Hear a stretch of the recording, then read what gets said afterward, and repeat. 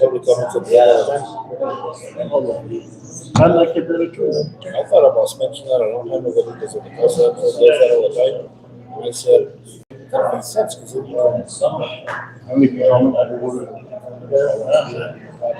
Because it doesn't make much of a difference because either way.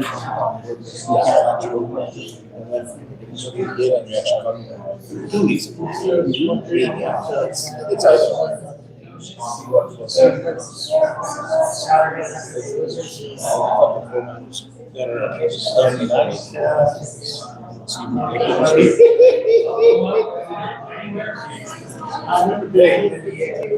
You guys all logged in already?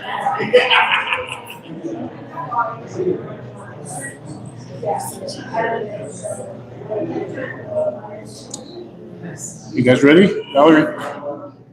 Karen, you ready?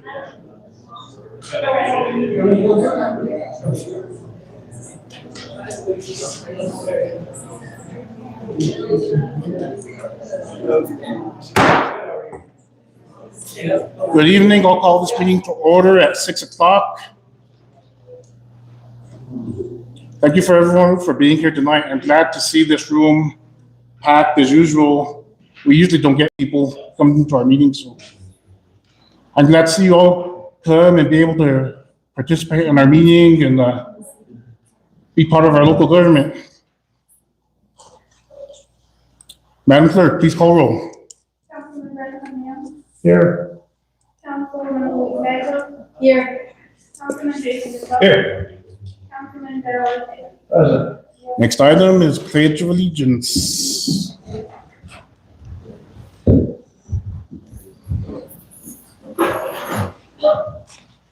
I pledge allegiance to the flag of the United States of America and to the republic for which it stands, one nation, under God, indivisible, with liberty and justice for all.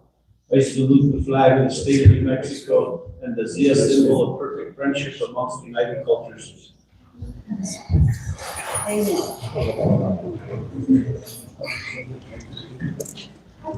Next item is approval of the agenda. Councilors, you have the agenda before you. Do you have any changes to the agenda? Motion to approve agenda as written. Have a motion by Councilwoman Gallegos. Do I have a second?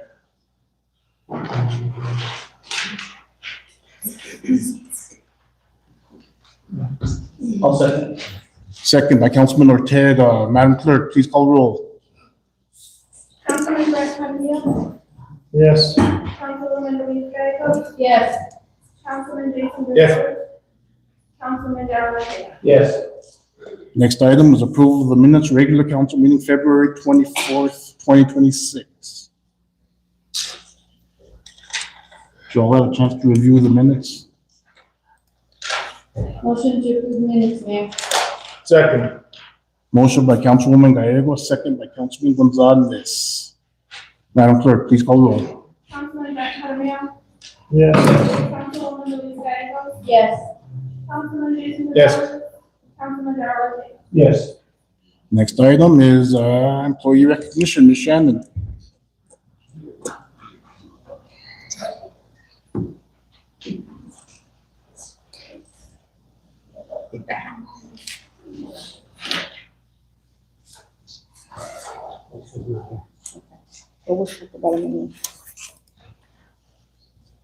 Mayor and Council, tonight we have 3 employee recognitions. The first one will be Donald Casals. Come on up. It's a recognition for your 8 years of service that you're doing. And excellent job on keeping the waters and the sewers going and dedication to keeping everything running. Thank you.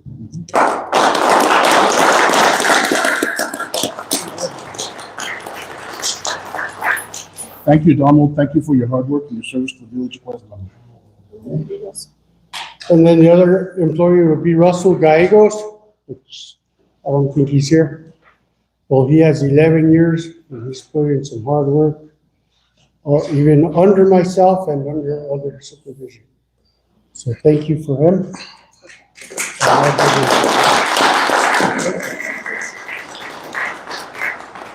Our next one is Isaiah Montano.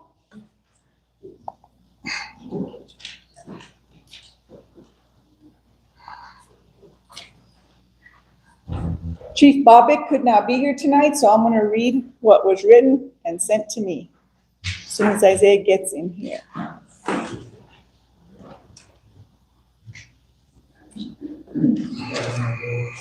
He's starting.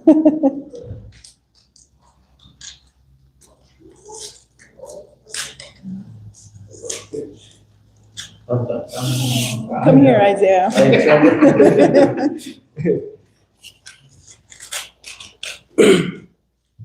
Isaiah Montano has been a dedicated member of the Questa Fire Department for over 3 years and also volunteers with his local agency in Colorado.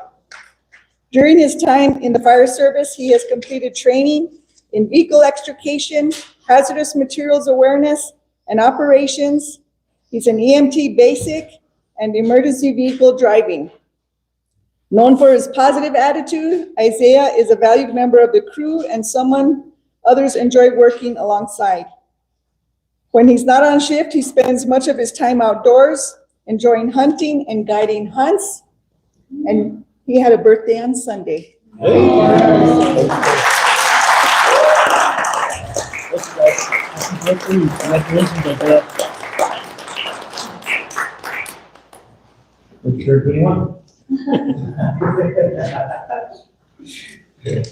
Next item is action items.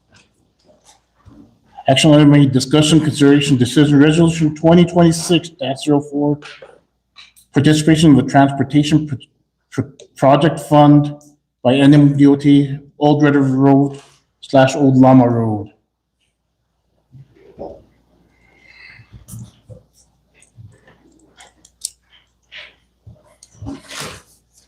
Good evening, Mayor and Council. This evening in your packet, you have Resolution 2026-04. I do have to let you know on the agenda, the resolution numbers are transposed. So the first one, Resolution 2026-04 should really be 05. And that's for the Old Red River Road and La Llama Road. And then the following one would be resolution number 04 instead of 05. I just want to bring that up from the get-go. On resolution number 2026-04, which is the resolution for participation in the TPF fund for New Mexico Department of Transportation and the project match commitment for Embargo Road. Well, I'm sorry, we're talking about Llama Road, sorry. For Llama Road and Old Red River Road, we would like to submit a PFF application for TPF funding through NMDOT. That application is due to NPR TPO on March 10th. And I think that's today, isn't it? Yeah, today we submitted on time. And this resolution is your commitment to back the project, the road project, and the match commitment for that particular road. For that particular road, we're seeking plan and design only. We're going to phase that project into 2 phases, phase 1 and phase 2. Phase 1 is plan and design of $180,782.46. And as you can see on the resolution, the entity's match requirement would be $9,039.12.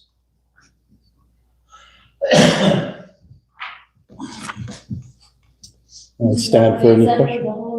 I'm sorry? Is that for the whole road from the bridge goes all the way up? From the bridge to the end of Llama Road, La Llama Road. Yeah. It's about 0.44 miles. 24? 0.44. 44? 44, yeah. Let me stand for any questions on that. I have a question, Mayor. Councilor Ortega. So on this project here, are we taking into account extending the sewer and all that? Are we paving it before we put sewer in and new water, or discussing sewer before we pave the road? This is just for plan and design. But are we looking in the future to making sure we have sewer before we actually pave the road and new water? It is something that we have looked into before we get construction money, yes. And when do you expect this to actually take place if it was to go through normal process and The plan and design or the construction? project design then the construction? Well, I can't say the construction, but as far as plan and design, we usually get the funding like late October, mid-November. And then depending on contractor availability, we usually try and start at the spring of the next year. So I would say within the next year and a half or so. No more questions. Any other questions on resolution 2026-05?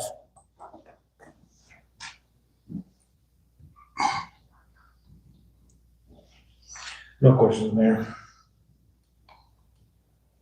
You know, Old Lama Road is in dire need of repair, so I think this is a good project. We're gonna get Carvesto Road paved this spring. We're gonna get part of Upper and Bottle Road paved and Lower and Bottle, and this is probably one of the next ones that needs to be fixed, because a lot of our roads are in bad shape. Or can I entertain a motion to approve resolution 2026-05? I'll make a motion to approve resolution 2026-05, participation in the Old Red River Road and La Lama Road. Second. Motion by Councilman Gonzalez, second by Councilwoman Gallegos. Madam Clerk, please call roll. Councilman Brent Jaramillo. Yes. Councilwoman Louise Gallegos. Yes. Councilman Jason Gonzalez. Yes. Councilman Darrell Ortega. Yes. Next item is discussion, consideration, decision, resolution 2026-04, participation in the transportation project fund by NMDOT and Bargo Road.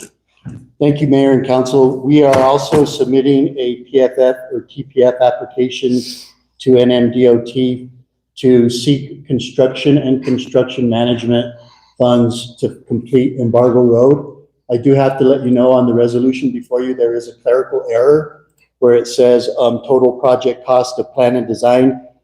If you make a motion to approve this, we ask that you make a motion with the correction that that's a total project cost of construction and construction management. Again, it's a commitment to the project and a commitment to the project match. And we stand for any questions. Just so you'll know, plan and design is complete for Embargo Road. That was completed March of 2024. And we do have some existing funds on hand to the tune of about $430,000. And we're expecting to do at least 1,400 linear feet of pavement to expend those funds. So we're not sitting on them and asking for extensions or they might expire on us. So this amount that we're requesting is to complete the entire road after that 1,400 linear feet. Any questions for Mr. Lafore? Mayor, Councilor?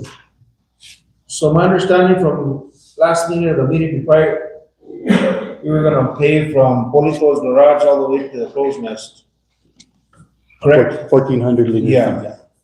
So this will include the entrance into Embargo Road off of 522 and then continue off of the Correct. crow's nest up to the end. Correct. Yes. Okay, All the way to where the pavement ends. exactly. Oh, it's the whole road. And So I guess, I'm sorry. So I guess where the finish line will be up to the Herreras or to my grandpa and grandma's at where the junkyard is. Yeah, right where the junkyard is, where that dumpster is. Yeah. Yeah.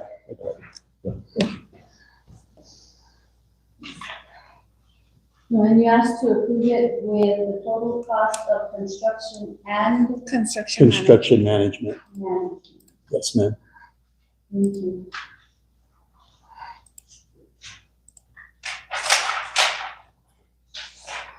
Make a motion to approve resolution number 2026-04 for the total project cost of construction and construction management. Second. Motion by Councilwoman Gallego, second by Councilman Gonzalez. Madam Clerk, please call the roll. Councilman Brent Jaramillo, Yes. Councilwoman Louise Gallegos, Yes. Councilman Jason Gonzalez, Yes. Councilman Darrell Ortega. Yes. Thank you. Next item is discussion consideration decision 2020, resolution 2026-06, fiscal year 2026, quarter 3, State Bar. Ms. Shannon. Good evening, Mayor and Council.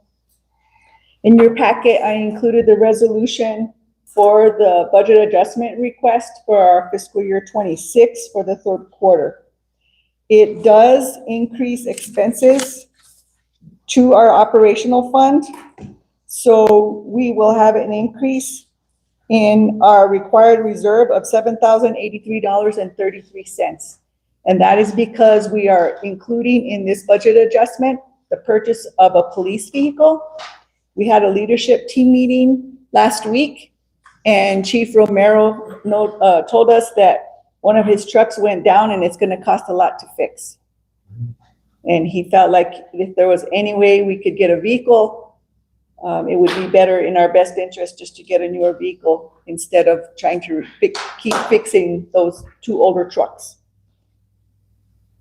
So we looked in the budget. I had a couple of temporary loans that we had taken into the law enforcement recruitment fund and into the state legislative appropriation projects. And so if we return those loans, which we're able to do that now, we have enough to purchase a new vehicle for the police department. The revenue on the budget adjustment request is the increase in the small cities in the amount of $503,956. I would like to transfer out $539,840 to the road projects, $269,840, and that is for all the matches for the current grants that we have on the roads. So in Cabresto Road, we had 4 grants, and the total for those matches is $70,001.48. For Embargo Road, we have 2 grants. The amount of those matches are $95,129. For Lower Embargo Road, we have 1 grant. The match is $38,294.85. For the bridge, we have 1 match, $28,500. And for Shirley Road, we also have a match of $37,914. So this enables us to make all of those matches, still keeping our street fund with a balance to use for future matches. It's not enough to cover both of those that they submitted tonight, but we're getting closer.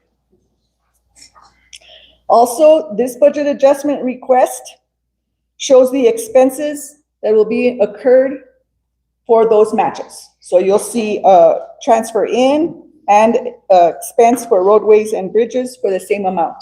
Those are the expenditures for those matches. And the last 4 items on this budget adjustment request, we are starting a new fund for the Water Trust Board project, which is our well that we will be drilling over at the business park.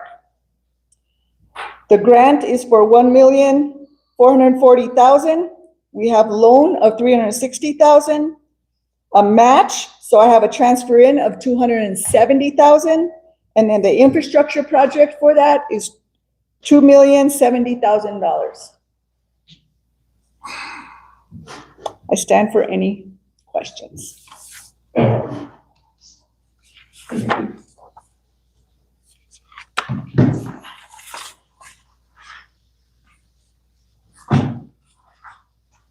Any questions for Ms. Shannon? Any questions, Mayor? No questions, motion to approve third quarter state bars. Motion by Councilman Jaramillo. Do I have a second? Second. Second by Councilman Gonzalez. Madam Clerk, please call the roll. Councilman Brent Jaramillo, Yes. Councilwoman Luis Gagos, Yes. Councilman Jason Rivera. Yes. Councilman Darrell. Yes. Thank you. Next item is discussion, consideration, and decision resolution 2026-07, supporting an application to the local solar access fund.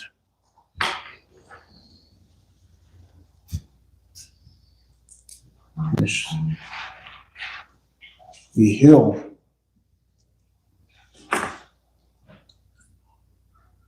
Okay, I forgot my glasses, so let's see if I can do this, but,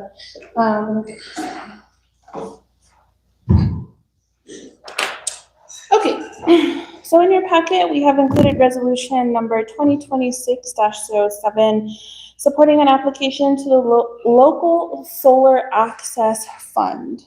I just did a little slideshow of a couple of fires that have happened in the northern region here, very close to home.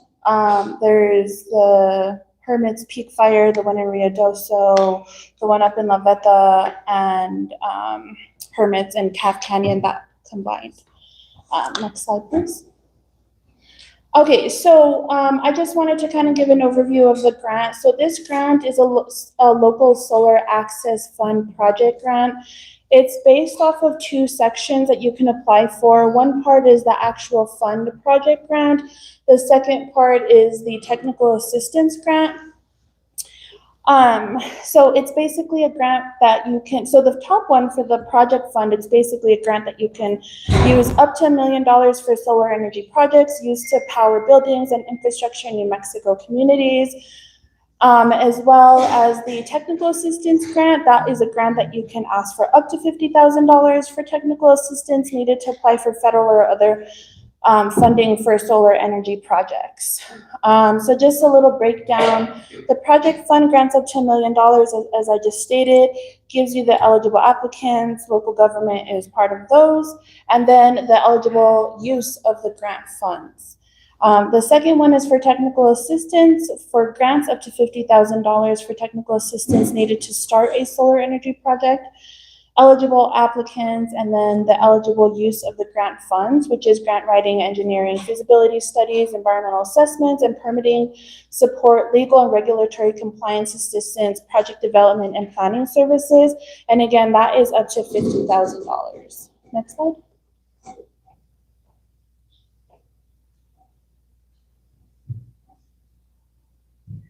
Okay, so I just kind of broke it down a little bit. So wildfires are a real threat to our region. Northern New Mexico has experienced devastating fires in recent years. I'm sure you guys have all heard of them. Limited emergency resources during large-scale disasters it's very true, very common. Power outages and evacuations are common during wildfire events. In 2024 and 2025, the Village of Questa updated our comprehensive plan. Before this, I do believe that our last comprehensive plan wasn't done since like 2009, I believe.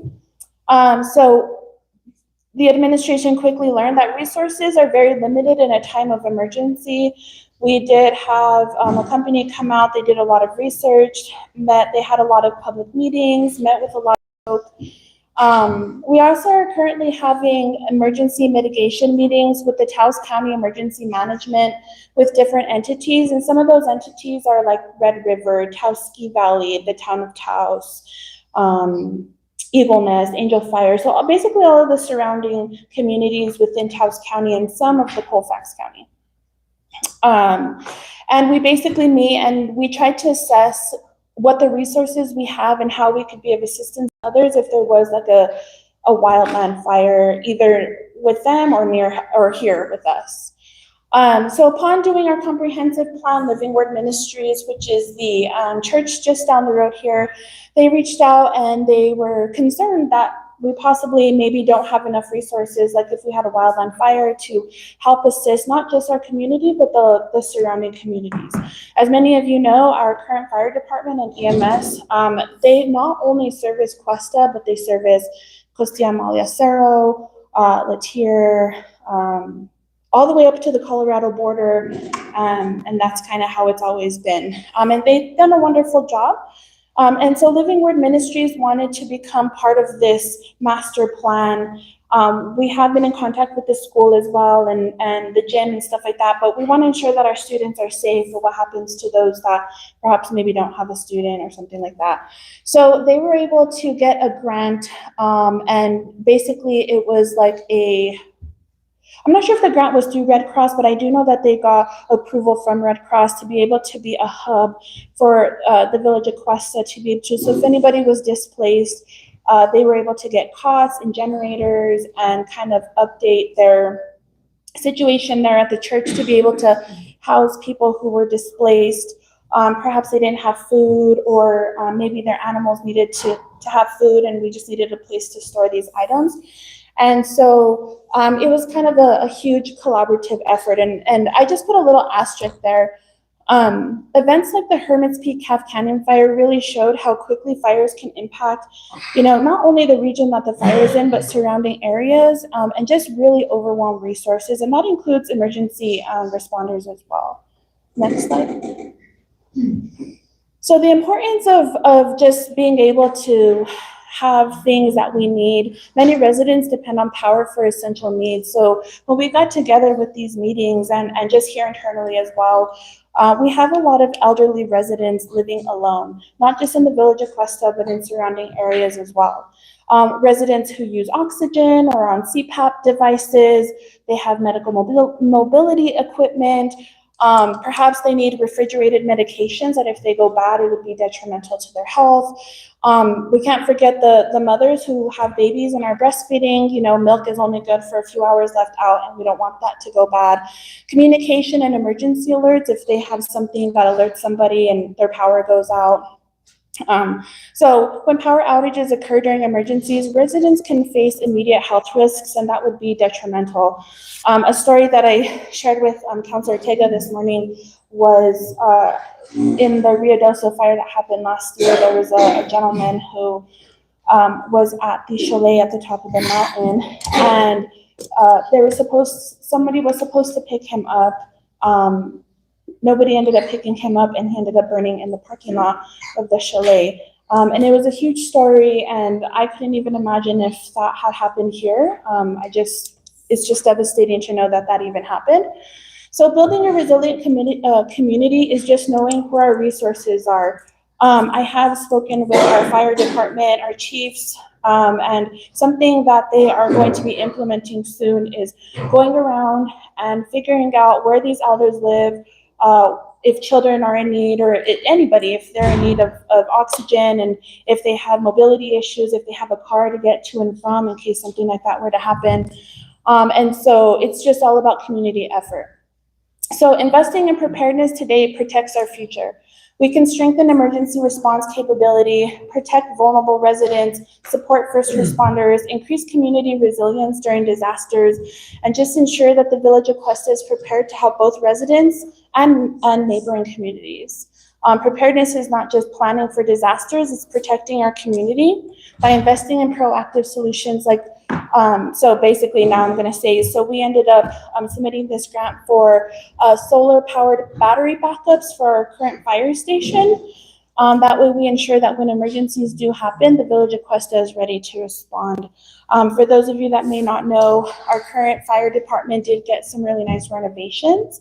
And so our fire department is currently now housed over at the firehouse. They did have an open house. So for those of you that got to make the open house, I'm sure you guys got to see how happy they are and the new space that they get to go into. There is some more additional funding that we have left over that we're going to actually put into the firehouse to make the other side of it more better, I guess, for them to continue being a great team. Next slide. Okay, so the grant is basically, it's a $50,000, and we asked for the technical assistance grant, and I just needed to get some clarity on this because we did use New Mexico Grant Association to help us coordinate with this grant. We wear many different hats in this village, and as much as we try to do everything, it's always nice to have somebody help us kind of put these things together, and we're able to just kind of get these things moving. So the technical assistant grant is basically just a plan as to kind of how are we going to put this into our fire department and how, how can we ensure that it's the right thing for our fire department and where we should put it and the size and quantity of these. And so our goal is to get 3 10-kilowatt vanadium flow batteries.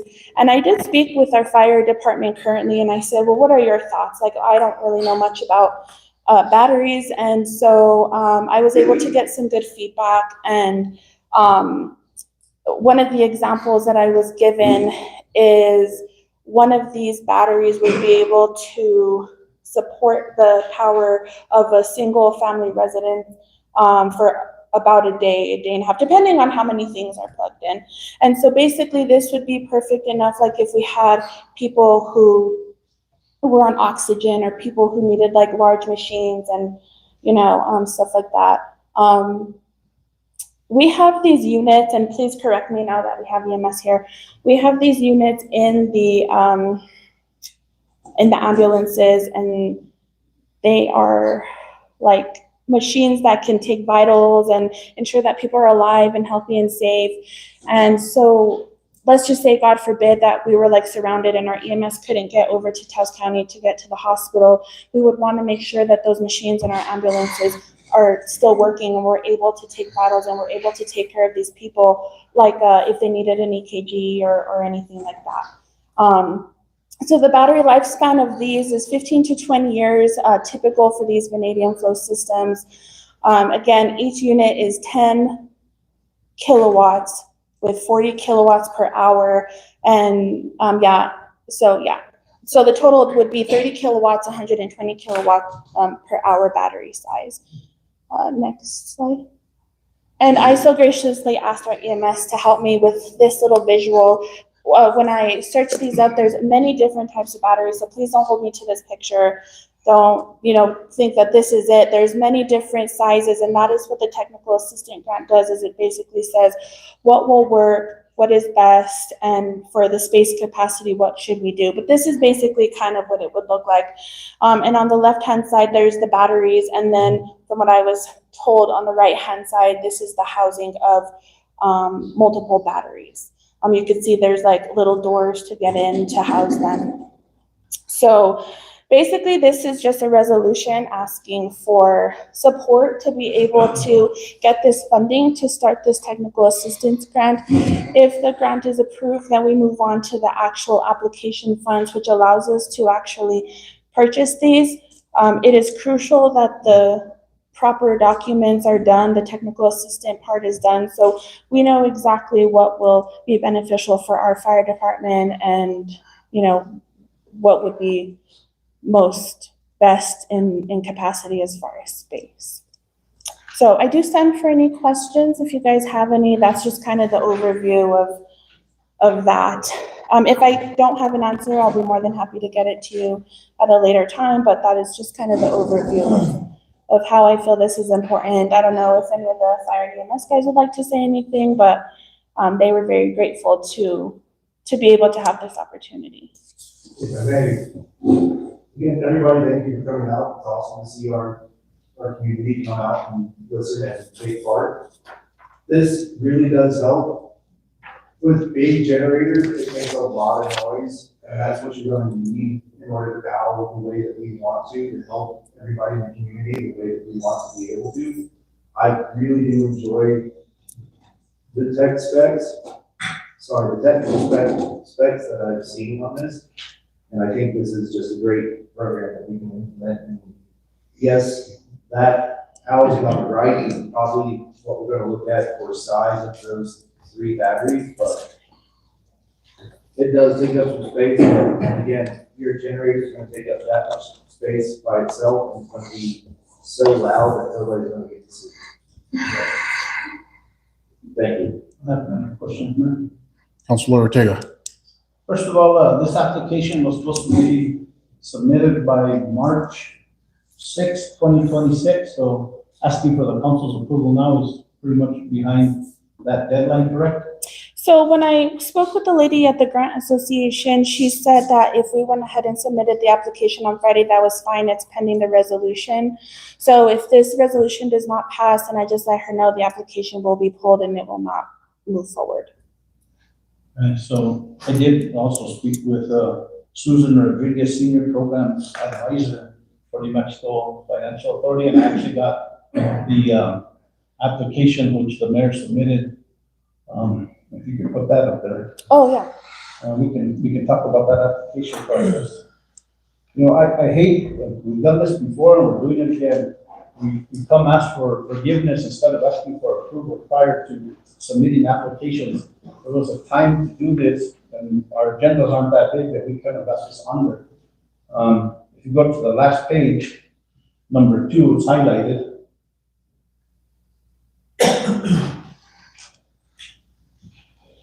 There it states, certification and agreement, I certify by submitting the application by the local solar access fund. The undersigned hereby certifies the following. 1, I certify the application is complete with all applicable federal, state, and local regulations and laws. Are you familiar with the regulations and laws, Mayor? Yes. You are? And then 2, here's the one. I am duly authorized to act on behalf of the undersigned and to submit all documents pertaining to the LSAF application. So that's false already because you're bringing this to us after you submit the application. Again, Counselor, the application isn't officially submitted until we approve this. So Actually, I did speak with her. It is submitted. Here's the application. You want to see it? it's submitted, but it's not valid until we approve this. So if you chose not to approve this tonight, then it's not submitted. That's all there is to it. So for asking for the technical assistance grant program, the $50,000, you named Kit Carson Electric in this application as being the experts. They would be the experts and they would have to approve this project as well. Because we could also sell that power off to the grid and save money on the, I think that's incorrect because all these meetings I've been attending with release, I'm an electrical contractor and I've been trying to put solar panels on people's homes for the last 8 years. And he's telling me he's not buying that power. So why would he buy it from us if he's buying it from regular customers? pretty simple, Counselor, solar panels produced during the day, this would produce at night. So Kit Carson is no longer buying daytime solar because they have enough, but they still are buying nighttime power. This is nighttime power. This is actually power for emergency is what I'm understanding for, people that need help with oxygen machines. Is the firehouse actually that big? I understand it's not big enough to fit, you have to have these racks of batteries, which I'm familiar with, and they gotta be ventilated, they gotta be at a certain room temperature, so that's an addition added on to, and they're highly explosive if too hot or too cold. I do think that's where the technical assistant comes in. That's where the document is created to see if it's even feasible or if there's another location to help the fire department, house these. So who drafted the resolution? So the New Mexico Grants Association, there's actually, they helped us. But as far as this, the Solar Access Fund, they always have templates available for everybody. So And who made this? we have templates from So you made it. from the the New Mexico Finance Authority. So the finance authority sent you the paperwork and you just submitted it to us and changed logos and stuff like that on it? No, they sent it to the New Mexico Grants Authority who helped us draft the grant. Okay. So to me, this is untimely. I don't think that the firehouse even has the room for that. To reiterate what the EMS said, I install backup generators every day and they're not that loud and they're not put inside the building. They're actually put outside of the residence or business. So I think if we were to put something like that, we would put a backup generator system. That's the best thing, not this solar array or whatever we're trying to put on top of a firehouse. Where we're already having complaints with the people parked in the way of cars pulling out of the trailer park next to it. There's been a lot of complaints about that. So just adding more, I think the building we have over here where House Bakes was is a better idea for putting something like that. That's my opinion. Then in this application, it says, Potential community resilience application, who put that in there? The New Mexico Grant Association. So what does that mean? Does it mean more jobs? What does it mean? I think just a more resilient community. I didn't understand that.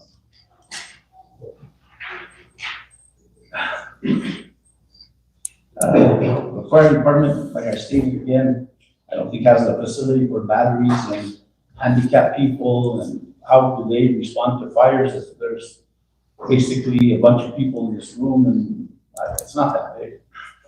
So, and I think that the mayor jumping the gun and putting this application in before bringing it to the council, I don't feel that's being transparent with the council. We also do have a substation over at the airport that might be a different location, might be a little better. I know that we are looking for funds to make that facility a little bit bigger. The initial plan, just to kind of go back in history here, the initial plan with the renovation money that we currently have for the current firehouse was actually supposed to be going into a new firehouse. And that was supposed to be housed either by the airport or by Taos Bakes. Unfortunately, we had tried to ask for multiple years and we never got funding for it. We did get a little bit of money, but definitely not enough to even get remotely close to build a new fire station. So the funds were expiring. We decided to put it in the current firehouse, but we do have a substation out at the airport. Maybe that might be something different if that would change anything, but. Also, if here is, the village requests the assurance and certifies that it will comply with all applicable federal, state, and local regulations, policies, and program required associates with acceptance and use of the local solar access fund assistance. Can I get a copy of that? Sure. Thank you. Of course. That's all I got. Any other questions, councilors? Mayor, Ms. Behil, can you go to slide number 2 or 3?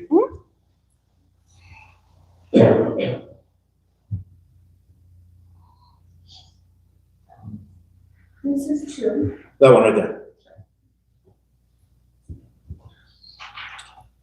So I guess I missed it. The batteries are supposed to be stored in the fire department or outside in a building, little building added on. They're supposed to be charged by solar panels that are gonna be put on top of the fire department, or where are we gonna get the solar from? If they are supposed to be solar panels, again, I'm not an expert on this, so that's why the technical assistant document would come into place. It would see where, what's best, how it would happen, the feasibility of it and stuff like that. So as far as location and where it would be and stuff like that, that is not, Okay, we haven't gone that far yet. so I asked you yesterday, and I think everybody here wants to know, this money, it's not gonna be used for the solar project that we're using for the green hydrogen. No. Absolutely not. So I did answer that one. So I don't know if everybody heard. I asked if, these monies were gonna be used for the solar project regarding the green hydrogen project. So the mayor's answer was, Absolutely not. okay, good. So now that we know all that. I think that was the question I had, thank you. I also did verify with the New Mexico Grant Association that, one of, this had nothing to do with, this is completely separate. And I said, can you please just verify that everything is like that? And they did verify that this funding is completely separate. It really is to help the resilience of, in case we had like a fire or something. It really has nothing to do with anything else. Thank you. Well, it would also allow councilors, if there is a power outage, it allows our residents with medical needs to be able to go somewhere and plug their device in. That's what this grant is for. But there's actually a facility, correct? The church north of Questa was funded by federal monies for a shelter. So if somebody got like dehomed, they would be able to sleep there. Or if there's some sort of disaster and they need to run an oxygen machine, there's a backup generator there. They got, from what I understood, I don't know what size of backup generators, but I know they have like 2. So I don't know the size of them or what the capacity is of them. They look to be about 20 PW. Yeah. Cool. Any other questions, councilors? No questions, Mayor, I just have a comment. I believe that this grant would, really benefit our fire department, therefore I make a motion to approve resolution 2026-07. Motion by Councilwoman Gallegos. Do I have a second? I'll second it. And also, I think we gotta make it clear, this is just for the technical assistance part, so Correct. we might not use it, this, people, whoever does the study for $50,000 or less might say the fire department's in the wrong building for it. Absolutely. Or it might just say power, the fire department only in Camp devices. Or if, they stated that there was another area, then the fire department would be able to, we would have to see where we would take residents and of course in conjunction with the fire department. There's a first and a second. Can I have discussion? You can have discussion. So it looks like the council approves the mayor to go out and do things without asking first, so I wouldn't be surprised if we get something else in here that is out of timely order and not done by the right channels and run to us first, then give him the authority to do stuff, but it seems like he has carte blanche on this council, so I just want to make that for the record. Mayor, I would ask that if, when we do get projects of this sort, that we get them in a timely manner. I mean, as the Councilman Ortega said, we are late a little bit, and let's look to be getting on time. Thank you, Councilor. And I agree with that as well, so this part of my question, this just come up last week, and they said, go for it. This was brought to my yes, it was brought to my attention last week. So it was available since January, and the year before, actually, according to Ms. Rodriguez. And there is 20 entities or villages looking into it. And there's $1 million, so who knows if there'll be money available or not for us. So. Any other discussion? I have a motion by Councilwoman Gallegos, a second by Councilman Jaramillo. Madam Clerk, please call the roll. Councilman Brent Jaramillo, Yes. Councilwoman Luis Gallegos, Yes. Councilman Jason Gonzalez. No, Councilman Darrell Ortega. No, Next item is, no, I have to vote. I get to vote. This is the third time in 4 years I get to vote, so I'll vote yes. I guess for the record, I guess the mayor is going to keep Parks and Electric, and they are on this application, so I'm not sure exactly how that will go with tiebreaking or vote, but we'll see what the authorities say about it. Next item is discussion, consideration, decision, purchase of one police unit for Questa Village Police Department.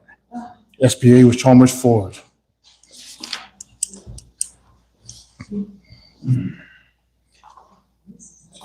Okay.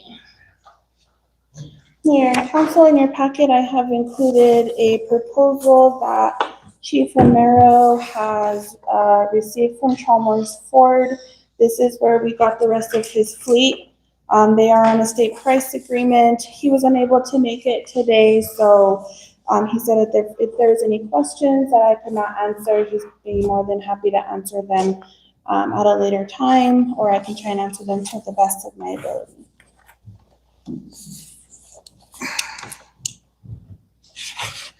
Councilors, I have a question. It looks like it's the chief's vehicle, is what we're replacing. Correct. any other questions?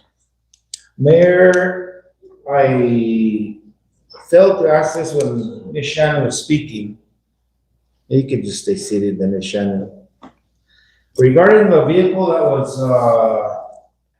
needs repair, it's one of the Dodge trucks. Is that correct? I'm not sure if it's the Dodge or the Chevy, but it is one of those trucks. Okay. So there's a Dodge and a Chevy. It's the Chevy, Councilor. The chief's unit itself is probably on one of its last legs, so that one needs to get replaced. The Dodge is still in use, but right now, I don't know, I thought Sergeant was gonna be here, but the Dodge right now is being shared, so two of the officers are sharing it when they're on duty on opposite nights, so they're sharing the vehicles until we get the two new ones fully outfitted that you approved a couple of weeks ago or a couple of meetings ago. Once those were fully outfitted, we'll have 4 new vehicles in the fleet. The only one that will be on the road vehicle is Chief, and this will be a replacement for the Chief's vehicle.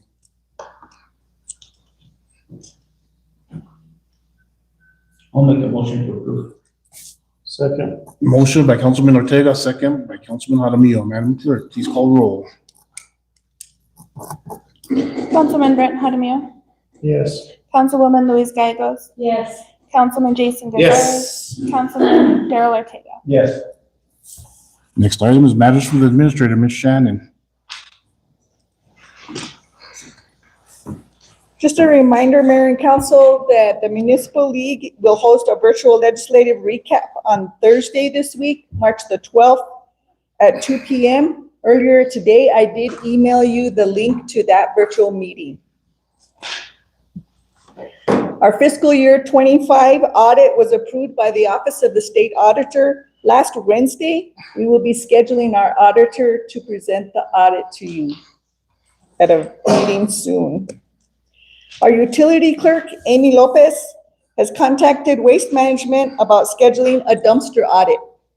She's waiting for a call back from our representative, Jared Fuller, so that they can make arrangements to do that. Judge Royale wants to come and speak with you about the request for a list of citations and dismissals for 2025. Hopefully he can be here at the next meeting. Yes. I included in your packet the bulk water rates of surrounding municipalities. You can see that I put the different rates that the village charges for bulk water, and I divided it down to cents per gallon. And I did the same for Red River, Cimarron, and Angel Fire. So you can see that we're still the highest in all of those at 10 cents a gallon. So that was the information I was asked to bring. So there it is. I did also, she got a quote for a replacement for the meter that we use at the hydrants.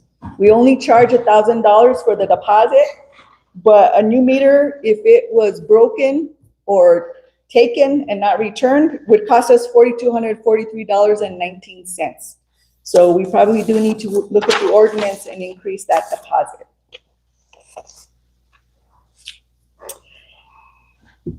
We did get a small meter that came in today to meter at the spigot here when we sell water to the local residents that use it for household use.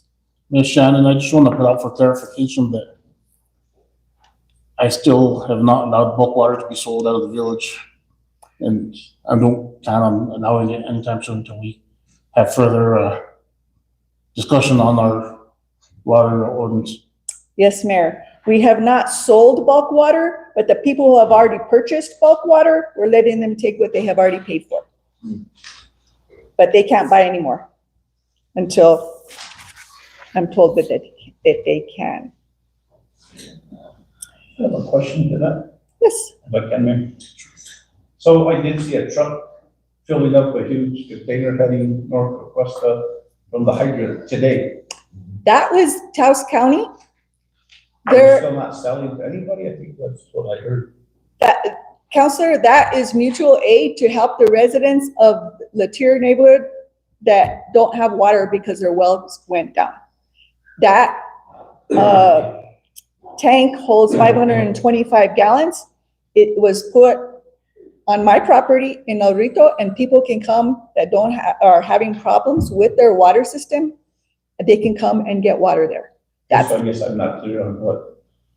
We didn't sell that water. Oh, we can give water, but we can't sell it. We allowed them to take that water to help the residents that are having problems with their well. I understand what the mayor just said. So I'm confused. Counselor, we're helping out our neighbors. We're being neighborly. So we're not selling bulk water, we're giving bulk water. To the county for the residents Okay. that are having problems you. with their wells.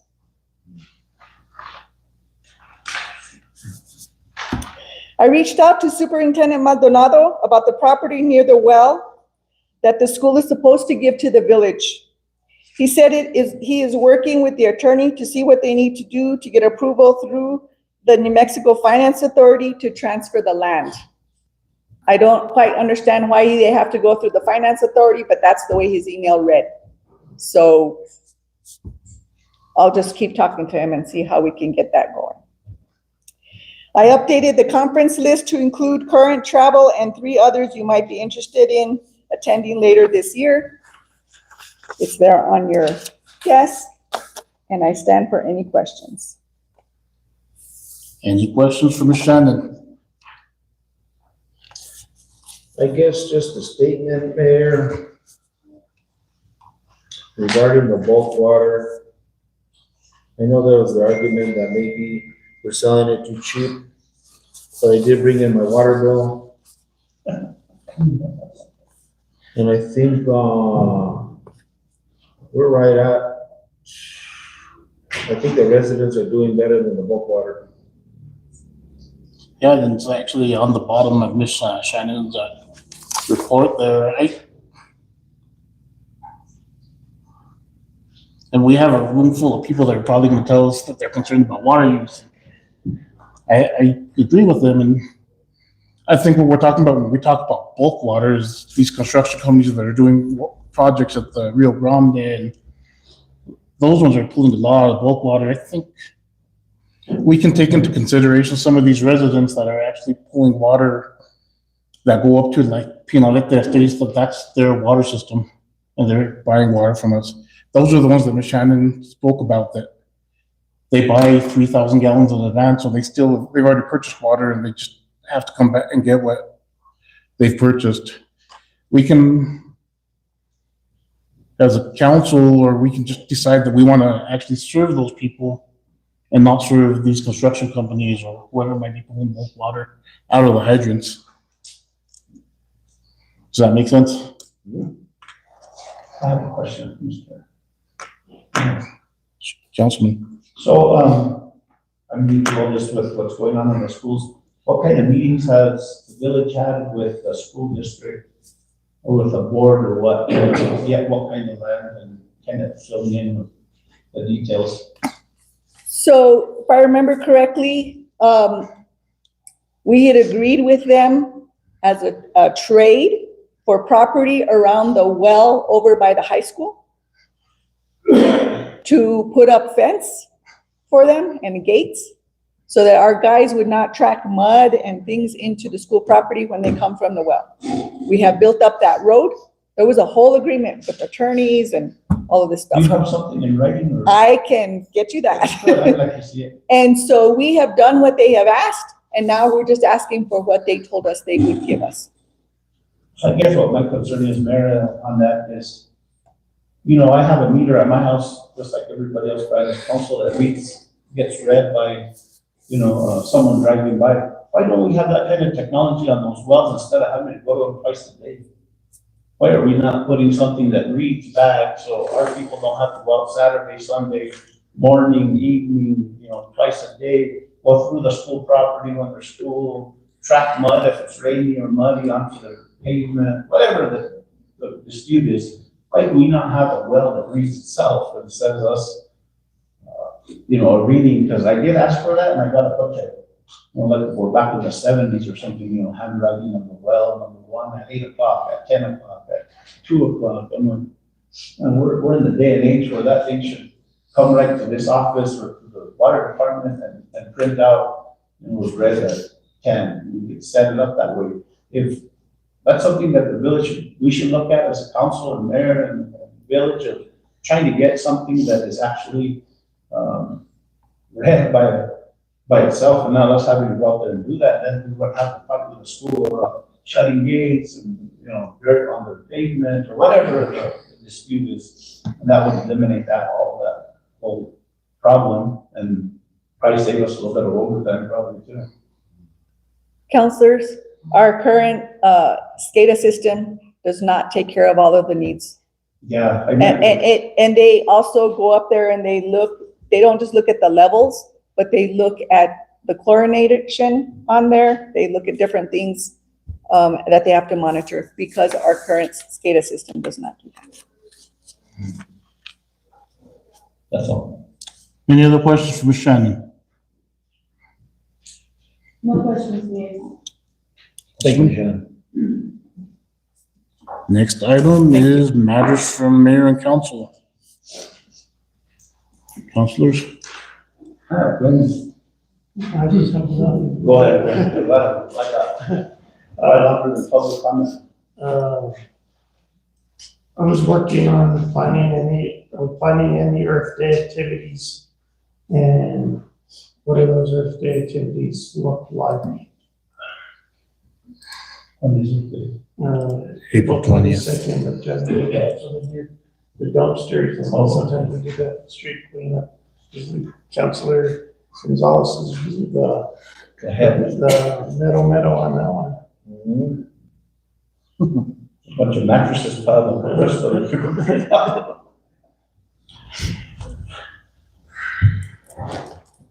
it. Regarding the cleanup, we're gonna have a meeting on Thursday. I guess everybody should listen in on this one. So I invite everyone that wants to be in charge or part of the Questa cleanup. Where is his email? Okay, Gabriel Herrera has brought together myself, Lynn Skull, and I invited Miss Claire Cote from Sunshine because she's the original beatification queen. So the meeting is gonna be on Thursday, March 12th at 1 o'clock. Or that's a good question. Miss Claire, do you know, did you look at that email? Yeah, I did look at you. So it's gonna be at the Questa Visitor Center, Thursday, March 12th, 1 o'clock to 2 o'clock. Okay, if anybody wants to be involved with the Questa Beatification Committee. Councilors, we did have a leadership team meeting last week, and we will start taking branches on April 24th. We will have 2 cleanup weekends where people could bring their trash to the big dumpsters. One of them will be April 24th and 25th, and the other one will be May 8th and 9th. The utility guys asked for a week in between so they can clean up the yard and get dumpsters cleared out and move dumpsters back in. Thank you. Ms. Gallegos? Thank you. You brought up the property around the well, and I'd like to bring up the property at La Ciénaga to see if paperwork has been transferred over. With ditch cleaning season coming up, that property belongs to the village. We need to get in there and help the Parsantes clean that area. Maybe that's all down there. Thank you. Thank you, Councilor. Time's long. My turn. I'll go first. Okay. Okay, this is an attack on the mayor or the village. It reads in Facebook,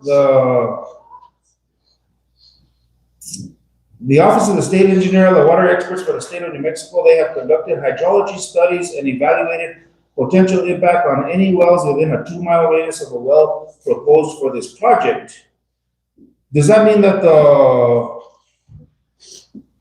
the water, the one we have to, how could I say? If we don't like what their statement says, we have 70 days to go against it.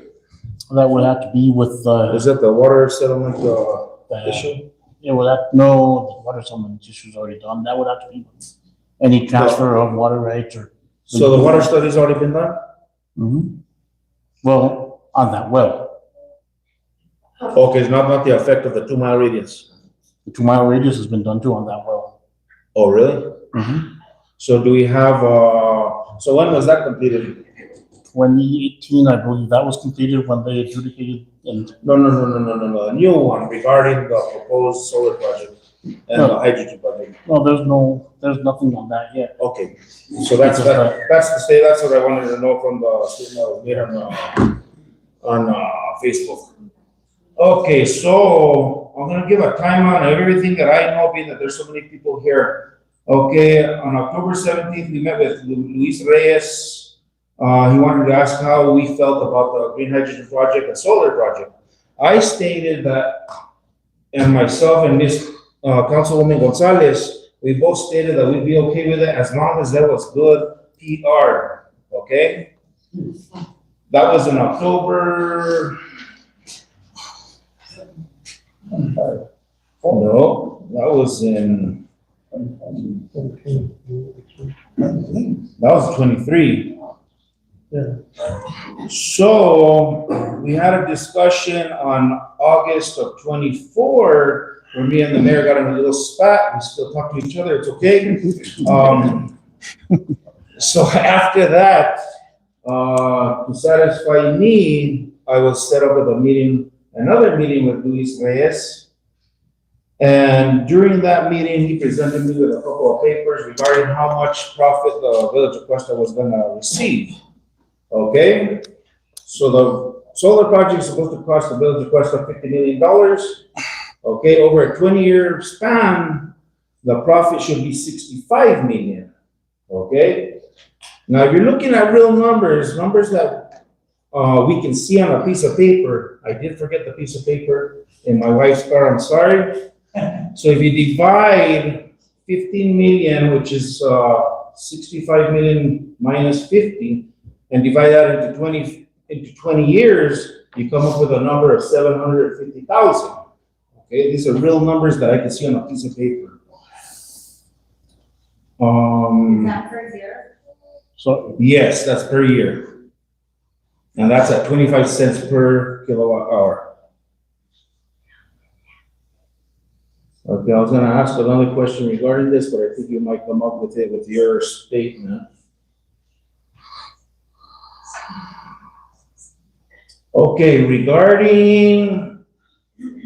Okay, so over the years, we've heard of profits of 2.5 million to 3 million, 1 million to 1.5 million, 1.5 million to 2 million, which is on Facebook just the other day. That just, whatever. Okay, we've also heard of water that the well is gonna use. And the beginning, it started off at 90 acre feet. Eventually went to 65 acre feet. And then now it was stated that we're gonna use 45 acre feet. Okay. One of my questions is you sold all of us on the water coming out of the mine reclamation site. And then all of a sudden it changed over to this last October in 2025 at the meeting in Española, that a representative from the mine stated that it was safe to say that the water coming for the green hydrogen project was gonna come from the tailings well. Okay. I might go off a track here a little bit. Okay, I do believe that you stated that 50% of this would be 50% of this money when we got in us, 50% of the cost to the village of Questa was gonna come from the legislature. When I had the meeting with Luis Reyes, he said, oh, no, the number's gonna be between 6 and 30%. And then we had a meeting there at Reyes Market, and I don't remember the individual's name, but he stated that the number was gonna be at 42%. So can I So answer? our numbers are all over the place. You can go ahead and answer when I'm done, because I'm on a roll.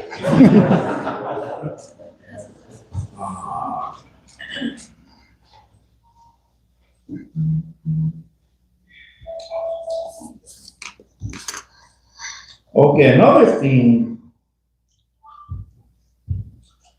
We were in Georgia at the green hydrogen plant over there. I asked, I know you can't answer for him. I asked Mr. Reyes how many electrolyzers this plant was gonna use. He stated 11. So the schematic shows that it's gonna look like 50, okay?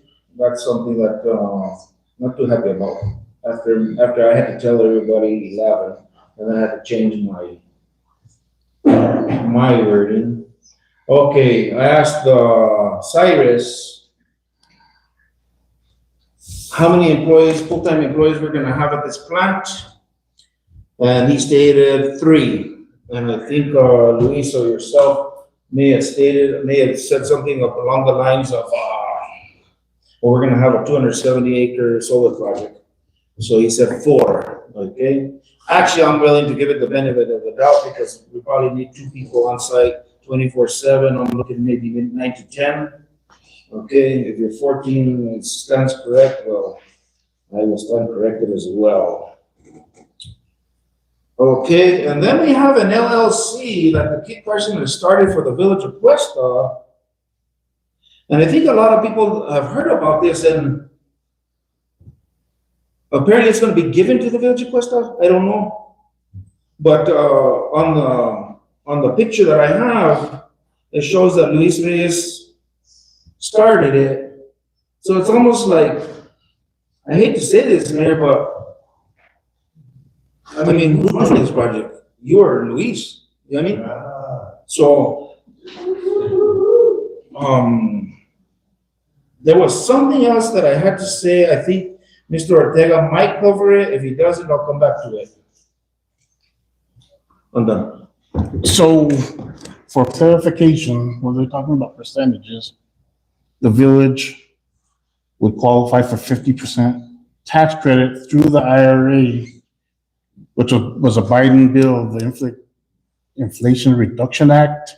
Sometimes I get these acronyms confused. So 50% of the project will be covered as long as the project started by July 4th of this year. I know there's money in the state budget that was budgeted for this project. Yeah, it's about $25 million that they budgeted for this project. So if we're looking at a $50 million project, 25 million come back in state and federal tax credits, and 25 million would be covered by this budget money. Budget hasn't been signed yet. They have to tomorrow sign the budget. Okay. But it made it through the legislative process. It made it through House Bill 2 is where the budget's at, and it made it through House Appropriations, made it through the full House, made it through Senate Finance, and it made it through the full Senate. The House was on a bipartisan support. The Senate was, none of the Republicans in the Senate voted for the budget. It was all Democratic support. So now it's at the governor's desk. But that's all of House Bill 2. So that's where that clarification is. Does that answer the question? Thank you. I'm trying to think what, I had a lot more. I'm trying to think what the other question was. On the water, well, okay, let me go back to the well with the water. Our preference would be to use the wastewater from the water treatment plant. That would be our preference, but that wasn't our decision. That was Chevron's decision on what water they were going to allow it to be used. But I will say that option is not off the table completely for the future. Just right now, there is some stuff going on that with their agreement with state engineer that it's not on the table right now, but it could be in the future. From what I've heard.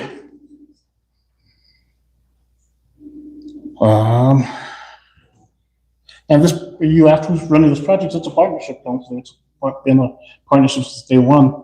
It started with former Mayor Gallegos, where he applied for the grant, and they, for the LEAP grant. I was made aware of this project like the second day that after I was sworn in, I got a call about it, and that's how it started.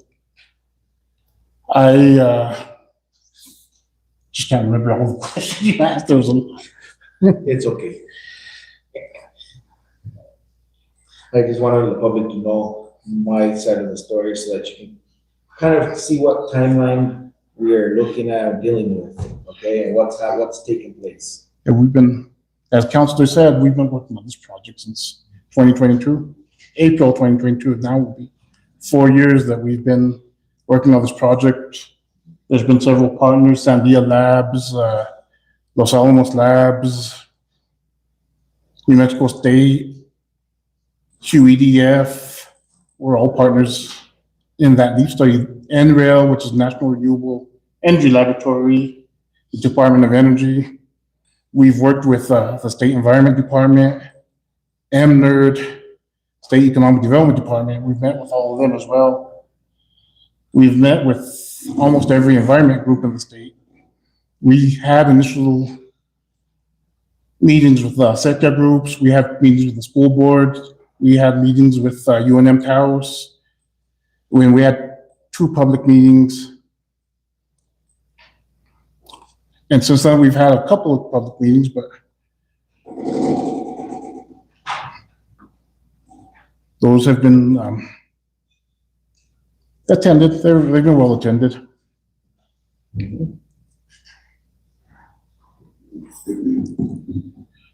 You did talk about the revenue to the village. So we're getting a $50 million project without having to pay much or very little. We are going to see a revenue return. Some of the numbers I've seen, it's going to be about 1.5 million per year. It's not 750,000 as long as we have a minimum on it. So that's going to go to hiring firefighters, hiring police officers. Well, granted, I shouldn't say that because that's going to be all of your decision how to spend that money. And future mayors really, but my plan would be to put it towards firefighters, police officers, stabilizing the rates for the pay rates for the employees here. We were talking a little bit before the meeting about the insurance rates, how much they've gone up for the employees. And really, even if we do afford to give them a raise in this budget cycle, it's really washed out by what their medical increases are going to go.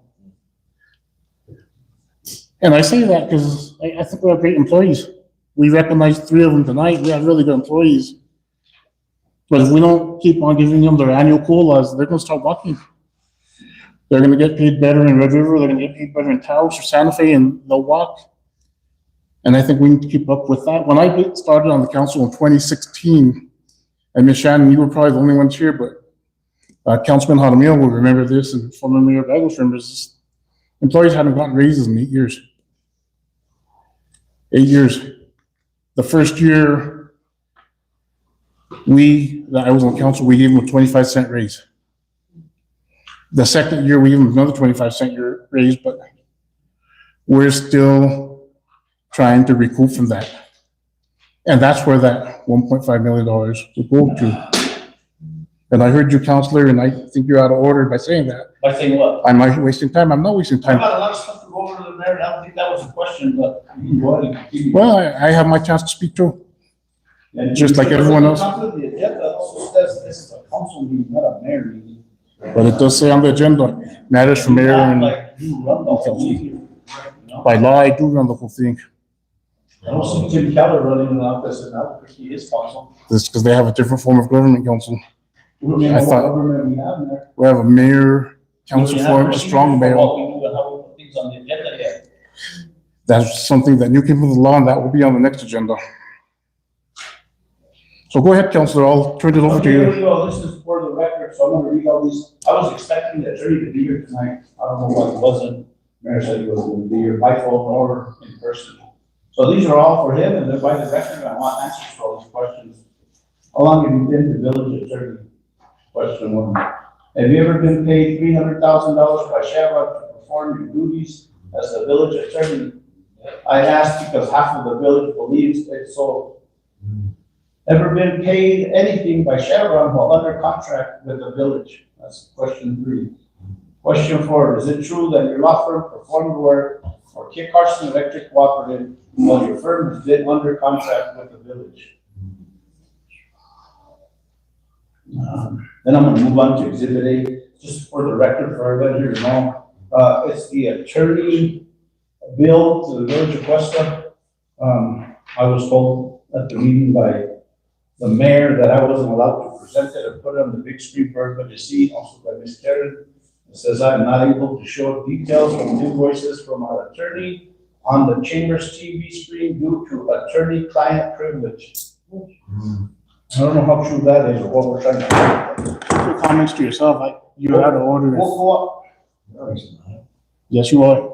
I'm gonna go on to the next item here, and this was also for the attorney, but whoever wants to answer it can. There's an invoice to the law firm from the village.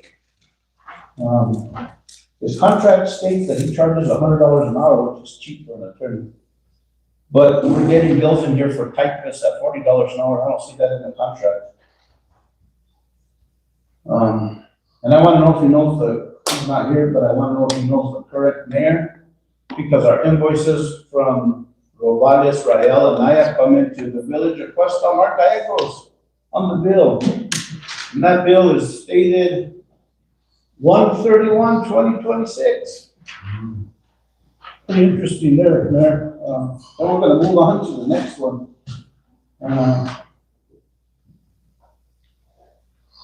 I also wanted to know if he knew the members of the council was also on this form that he signed to get paid. We still have Katrina Gonzalez on here, councilor. And I guess I don't exist, I'm just here out of thin air, I guess. But we're gonna move on to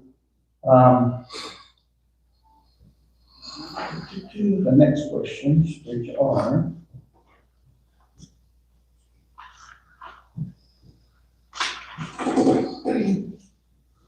let's look at the 2020 entry.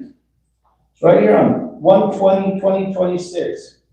Telephone conference with Mayor Ortega regarding the status of the research on the possible routes for the funding for green hydrogen project. What did the village become the actual pay to go out and search on where to find the monies or put the money? I don't know what language that is, but it sounds kind of, I wonder if you want me to put it up on the big screen, but there's that. On the telephone conference, were you on the telephone conference, man? Yes, Was our attorney there? yes. Was Luis Reyes on there? I got to see, I don't believe I so. don't remember who was on that call. I'm not even looking at the same document you are, Councilor. You want to see it? Yes, sir. He showed you. I'll probably have the next one, we can put it on the screen, all the council can see it too. No, it was just me and Marcos. Just remember sometime, real estate. You want to pass it down to this?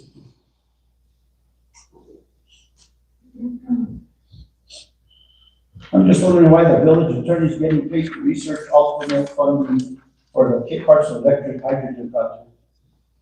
They aren't researching it for the Kit Carson Electric project, they're researching it for the village and how that funding is gonna work, Councilor. So that's not our project, you said it was the Kit Carson's project. We're partners in it is exactly what I said, and I said, we're gonna own the solar for that project. If we get the budget signed tomorrow and the funding is still in there. Okay. I have the wrong copies here.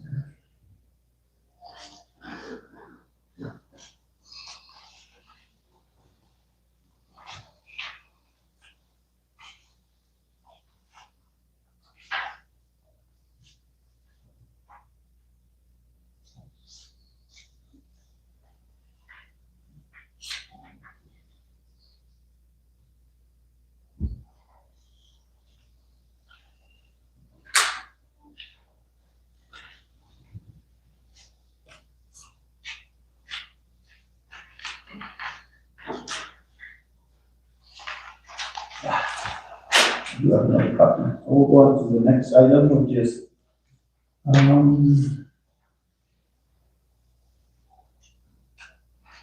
now it looks at 1/22/26. You guys go down to the next item one. 2 days later, this telephone conference with Mayor John Ortega regarding research on public-private partnership and the status of research on the purchase of the LLC from Kit Carson. Another thing that didn't get brought to the council to ask for approval, if you could go out and, negotiate on behalf of the village. Counselor, that's not a done deal yet. That's gonna come to the council. Well, it's not a done deal, but you're going out and looking for it and spending money without approval of us telling you, yeah, go ahead and talk to whoever you need to talk to see where this money is going or coming from. I don't need your approval to talk to the lawyer. I do not need your approval to talk You to don't need anyone. the council's approval? You No. can just go out and spend money at whatever you want? Did I spend money? Yeah, right there it says, for $20 for a 20-minute call. Well, that's spending money. That's, again, attorney-client, and would you rather have me just guessing at this stuff than having our attorney look over it? So then we'll go on to the new thing now. So this LLC you're talking about, that thing is called would you agree that the private partnership P3, as it's called, is not law in New Mexico? No, It's it's not not. passed. No, I agree with you. That's why I had to call the attorney to see if that works or not, and he's the one that advised me. If not, Okay? So we're going to P3 never passed the Senate. P3 never signed into law by governor, correct? Did you tell, this is for the attorney, did you tell the mayor from your research, private-public partnerships or not, the law, yes or no? No, it's not. Anybody else on the 2026 call, maybe like Luis Reyes or his law person, Chuck Garcia, was he on the call with this? no. Why were you researching buying the LLC from Kit Carson? Because Kit Carson's gonna start an LLC, and they have to do the project one way or another, but they want to include the village in the project, counselor, so. Well, we're buying it, is what it says. Buying the LLC. Exactly, if we're gonna own the solar, we're gonna have to buy it, right? I don't know if there's authority for that. If What's what? the name of the LLC? I don't know yet. I do. Questa Solar One LLC. I do. Who are the members of the LLC? Again, I don't know yet. We haven't gotten to that discussion yet. Price the village will pay for the LLC. What are we paying for the LLC? Again, that has to be determined, counselor. There's questions that you're asking that can't be answered right now. So how do we buy an LLC if it's easy to go, the governor hasn't signed it, the Senate didn't pass it? We're still gonna go into a purchasing agreement? for The that? Senate did pass it. It did pass? The state budget passed the Senate. The LLC, the thing we're talking about here? The LLC doesn't. That's why I'm saying we haven't gotten into that. We haven't gotten there yet. Is there a purchase agreement or OMU? Nope. Other documents memorizing the agreement from the village to buy the LLC? No? No, you'll have to approve it. You all will have to approve it. That's why it hasn't come to you yet, Why haven't you come to the village with this? because it's not ready yet. We need to make sure that that money's in the budget. We'll find out tomorrow. Are you aware of what a strawman LLC is? No, It's a third party used to cover an illegal or shady deal. That's what a strawman LLC is, what we're trying to buy here. We're gonna go on to the minutes for 26 for the Kit Carson minutes, and we're all over this too. So this is dated, the minutes for Kit Carson were dated January 26, 2026. The Kit Carson, resolution number 2-1-26 was presented.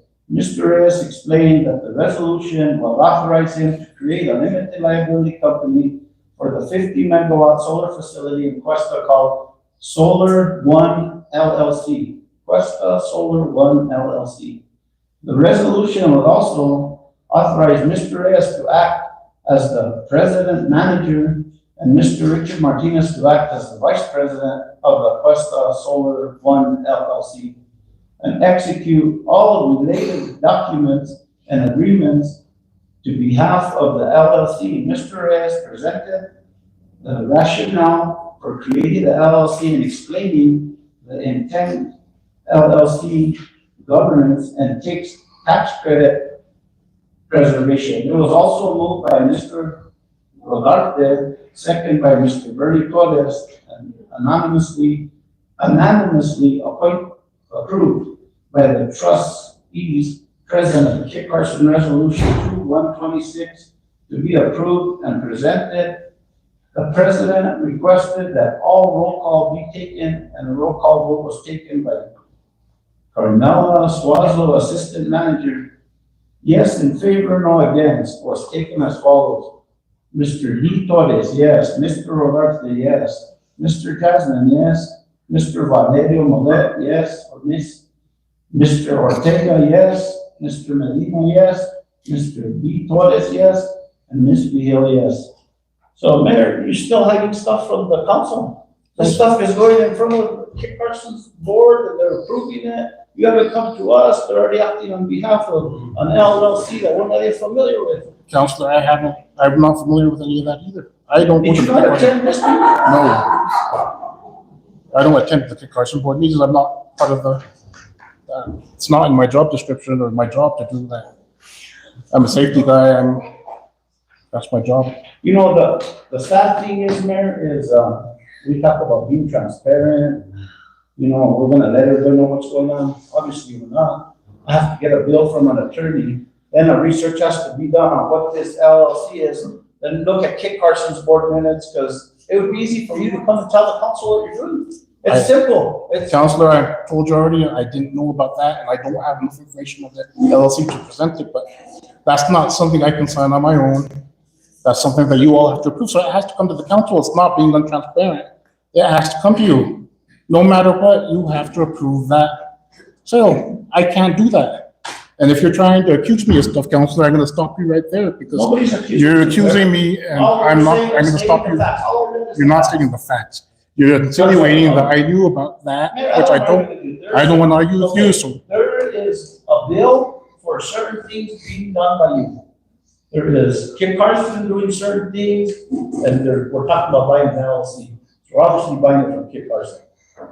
Yeah, If you weren't aware of it, you weren't aware of it. I've talked to Marcos about the LLC, but I'm not familiar with the LLC. I didn't even know the name of the LLC until now that you brought it up. And it looks like there might be an LLC, Questa Solar 2, because nobody knows what this is something was passed, and they can actually bring board members in and don't even have to tell you who the board members are. We'll never know who the board members are or what this LLC exists of or what it does, but we're gonna buy it somehow. What money, I don't know. If you don't know about it, Counselor, don't vote on it. It's as simple as that. Another thing I'm really disappointed is we're talking about all this stuff, and we don't have a little league field for the kids. We don't have any parks, we don't have anything for our kids, but we're talking about purchasing stuff that, I don't know, it's gonna take our water, we're in a drought. I know that at least 10 people right now, including Miss Karen as well, up at the Alito, that has no water. You know, and now we're gonna draw more water. We're the second worst snowpack in history this year. Second worst.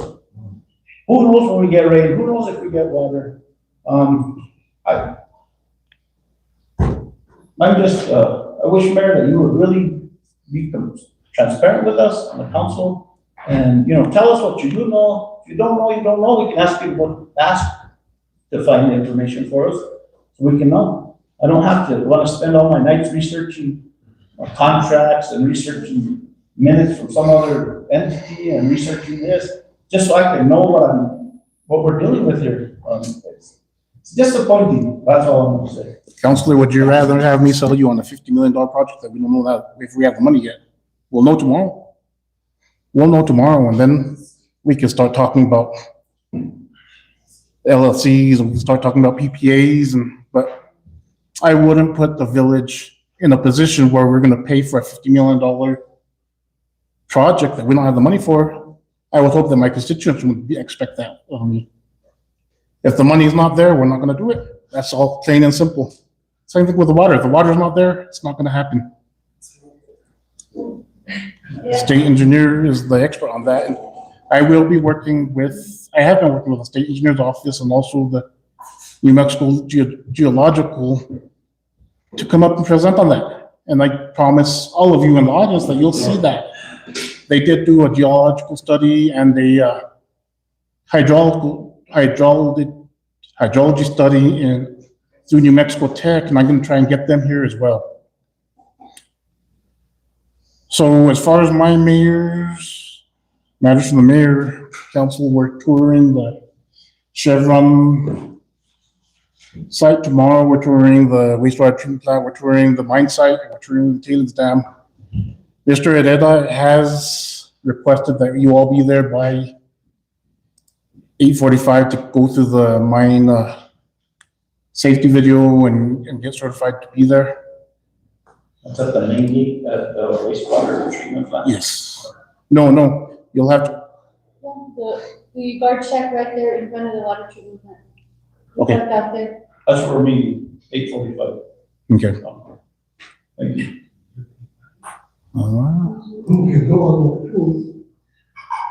Just council members were invited.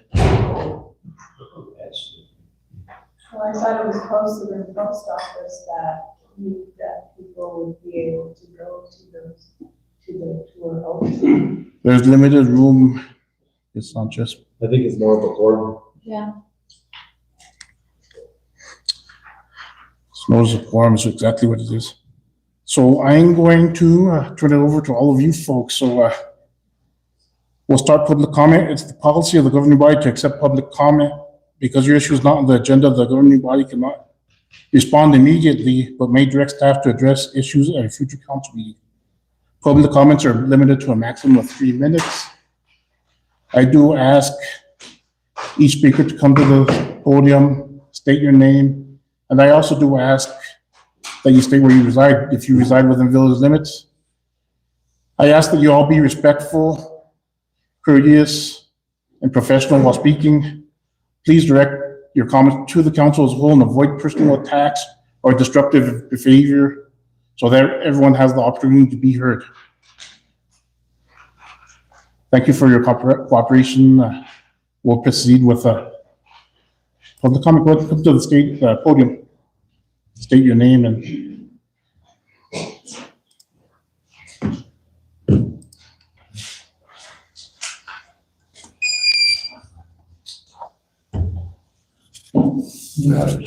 Good afternoon, Councilman. Ortega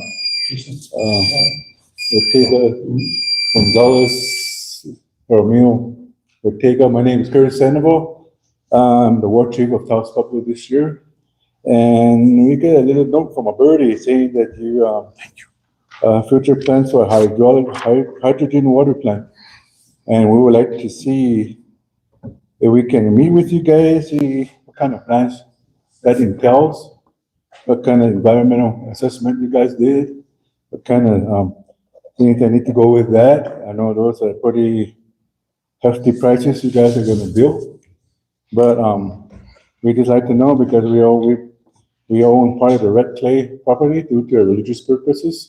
And we own that land so that the stream goes through the land and that the water that goes through will get affected. So I just wanted to know if we can sit together, the government to government, with the tribal governor and us, to go through, see what kind of plans you have for this hydrogen water plant. You guys are, well, I don't know if you ever heard about it, but that's what's in the air now. So I just want to know when will be a best time for us to see when we can meet to go over those. We have those plans or other stuff that goes with it. I appreciate your time with me asking that. We just came up from Taos. We appreciate you guys meeting and, you know, try to get work together. Learn how to work together, don't argue. And nowadays we're in a situation where everybody's angry. There's no compassion. We don't know how to get along anymore. We have so much jealousy now. Whole neighborhood, everywhere. And that's what we try to embrace ourselves to work together, but we're trying. You know, it's going to take a community to make a community work for themselves and for the people that are here doing your projects, you know.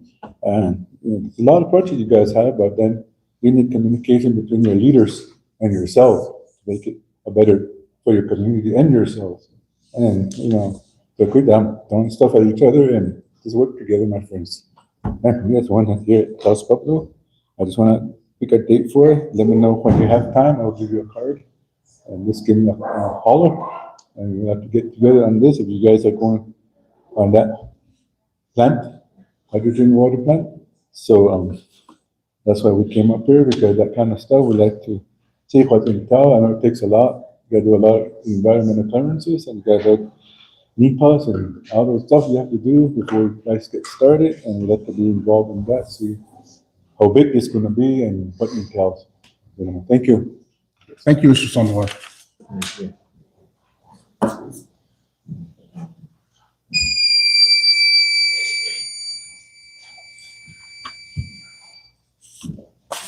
Just so you'll know, there'll be a 10-second countdown. Okay. You can state your name. Is that it? You can- First of all, I would like to welcome everybody for coming and voice some of my concerns. One of the first things I saw was that what everybody was telling me. That's the 10 seconds. Oh, okay. So there, from what I've heard is I've gotten emails from a lot of people or texts that the study's already done. The study has not been done. There was a study done for the tailings facility, Water Well 1, which eventually transferred to the point of diversion number 18, which is the well that actually has the well they dug 530 some feet deep. And that's where they're drawing the water. The water that they're drawing from the well is to be used for dust control activities on roadways and for roadway maintenance, and an integral part of the reclamation and closure of the tailings facility. Mitigation of dust is required to minimize the effects on public health. Approval of the subject application will ensure the reclamation at the mine and the public health will come first. And that's what the so-called study was for. It has nothing to do with the hydrogen plant. It has nothing to do with the 240 acre feet that the village or that the mayor and the Chevron Mining applied to put into a well here in Questa. So that's one of my biggest concerns. A lot of people, even Luis Reyes says, oh no, it's already a done deal. It's studied in that. It was not studied for hydrogen. The purpose of that was to pull water off of the ground from that well and put it all over the surface. Eventually, some of it was going to percolate back into the ground, but not on the case of the hydrogen, where it's going to get pulled out and basically evaporated or taken apart, hydrogen and oxygen. So that's my concern. So that's the first point, that there is not a study yet. The last study that I did come up with from all three, from the Citizens Ditch Association, the Cabresto Ditch Association, and the Llano Irrigation. This was a study done by William Miller, Water Supply Analysis. Guess what, Cabresto? You guys are under 100% of availability of water as of 1998. We fell below the 100% availability. Just imagine Llano, who's under 29%. And like the war chief, they're in our Jason, all of the Pueblo, you're also under this. So can you imagine, historically, not until 98, we actually became historically below what we're authorized in water. So that's part of it. And then the other issue is like going to have is like, why can't we just be transparent the way we were like 20 or 40 years ago when your grandfather was the mayor and we had a, time's up. Okay. Time isn't transferable. Oh, non-transferable. Hey, don't feel bad, I asked to be on the minute, I mean on the. Exactly. To be on the, Trying to be on the agenda. yeah. And I They asked, won't let me. I asked like to go on that. We'll make you money.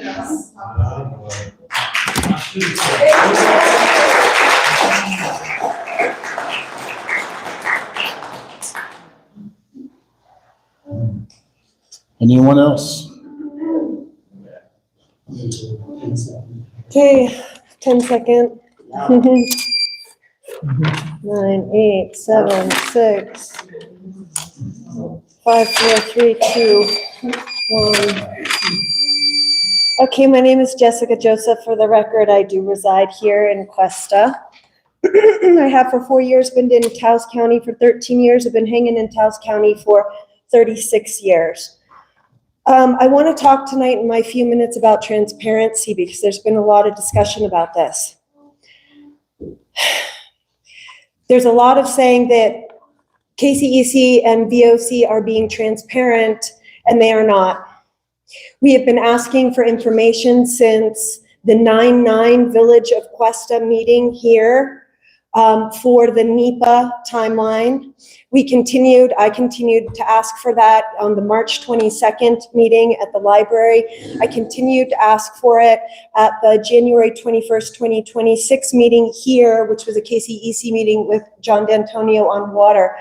Every single time I could not get any straight answers as to where we were in the NEPA timeline. And I had personal discussions with Luis Reyes about this, who just would word salad it, and I couldn't get any answers. What we discovered after the fact, and I've gone on record at public comment saying here before, is that that was done on January, it was done all fall, and it was done and stamped finding of no significant impact on January 13th for all three plants, for not just the Questa plant, the Taos plant, and the Pico Ruiz plant. And this is why I started the watershed protectors. Now, it is true that we may have occasionally some misinformation as we research and spend our nights trying to look through agendas and meetings and teaching school all day, 5 days a week, but still trying to get information that you and Luis Reyes are not being transparent with. We got to a point in a phone conversation with him when he said there's misinformation, and I said, what? He said, first of all, Chevron's not a part of this. So he gave me his story. That's all on record and recorded. You can listen to it at Cultural Energy. Then we had a phone conversation, and he wanted to say that I was never asking about NEPA. After that, I said, Luis Reyes, you and I cannot have a single conversation again, ever, unless it is in writing. And if you want to tell me what we are misinforming people at public meetings, then put it in writing so that I can address it. But I will no longer have conversations with you that are just denying the truth and on false presuppositions. He has never sent me that. He has never taken accountability for hiding the EAs that were done for all three. You will not let Danny Garcia, community water person on the board, you will not let me on the agenda. You will not let me on the agenda. You moved public meeting without getting your council to even agree. And I ask you, what are you hiding?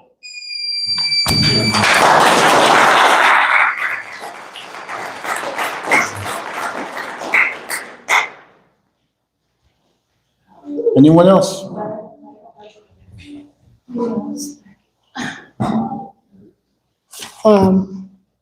Councilors, I'm Please not state sure your how to name. address you all, but Please state your name for the thank record. you.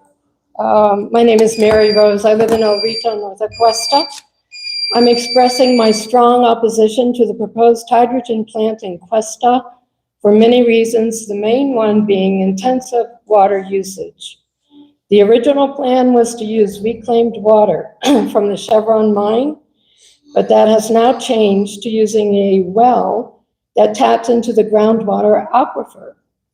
This idea is not a sustainable one. The New Mexico Office of the State Engineer is the state agency responsible for managing, supervising, and protecting New Mexico's water resources. It has recently sponsored ads and public service announcements saying that, quote, what is happening now is the driest period in New Mexico in over 1,000 years. The effects of this have parched ecosystems and put water supplies at risk. We hope for years of great ski seasons and good monsoons, but we can't control the weather. What we can control is how we conserve this precious resource to stay in balance. So do your part. Only take what you need, no more, unquote. So it was seen that something like a water-intensive hydrogen plant in drought-stricken Questa would not be an approved way of taking only what you need and no more by the New Mexico Office of the State Engineer. People already are having to dig their wells deeper, or they have already gone dry. According to the KCEC fact sheet, the hydrogen plant could use 250 acre-feet of water a year. That, quote, diverting up to 250 acre-feet per year would not adversely affect the local aquifer, unquote. That's over 81 million gallons of water a year. That's more than double what the town of Questa uses during the year. That would be like more than doubling the population of Questa overnight. It seems hard to believe that that would not cause an adverse effect on an already stressed aquifer.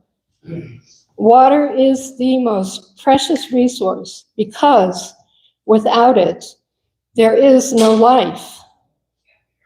So it needs to be protected now and for the future generations, and even more so when you are in the driest period of 1,000 years. Thank you. Thank you.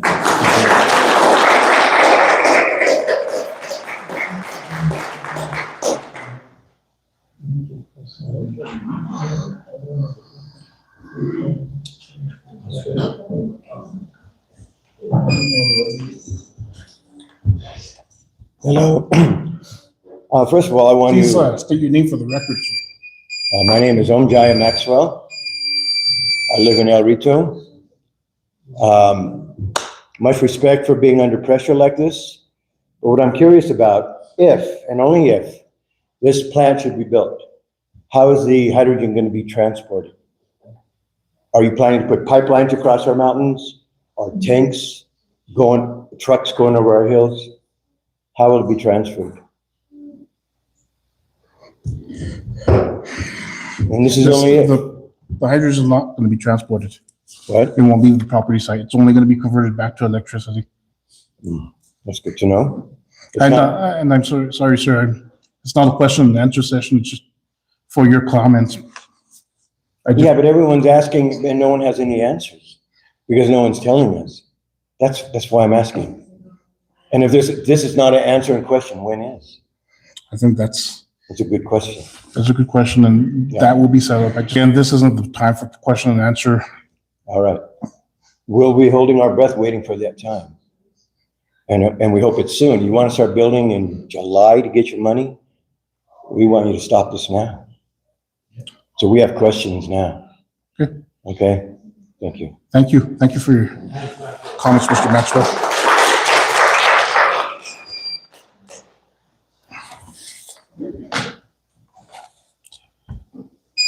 Please state your name for the record, even though we all know you. Okay.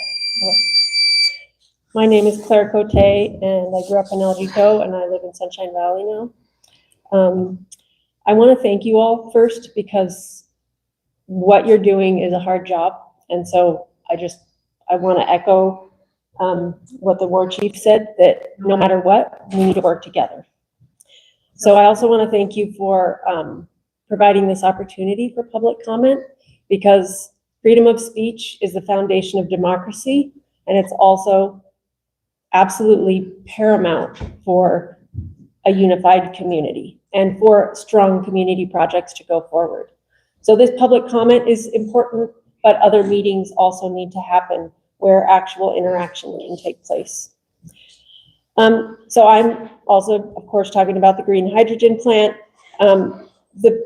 My biggest issues, I don't have anything necessarily inherently against green hydrogen.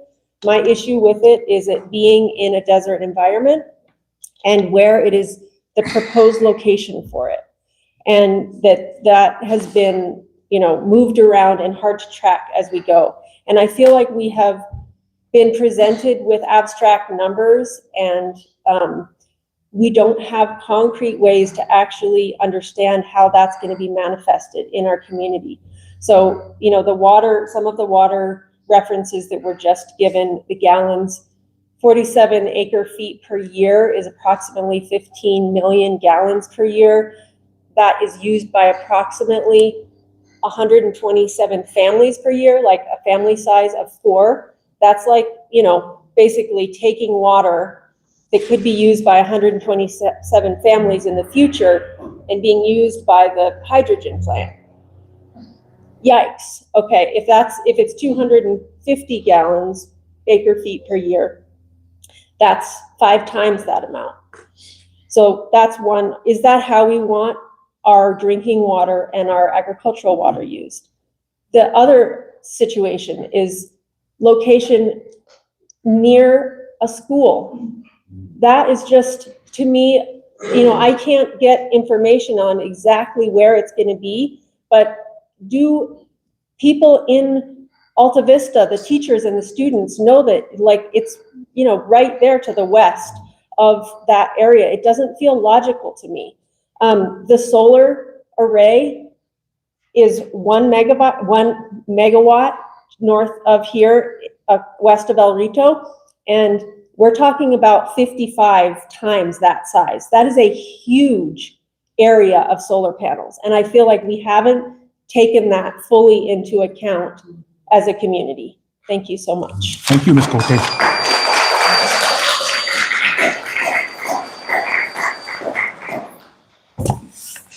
Norman Gallegos from Cerro.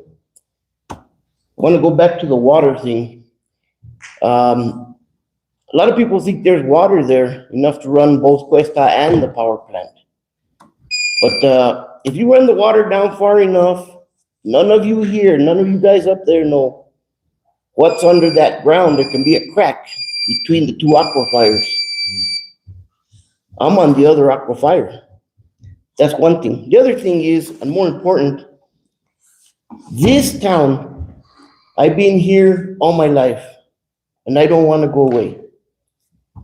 If you guys put the power plant there, I don't know if you guys remember the Palestine train wreck. It was like 4 years ago.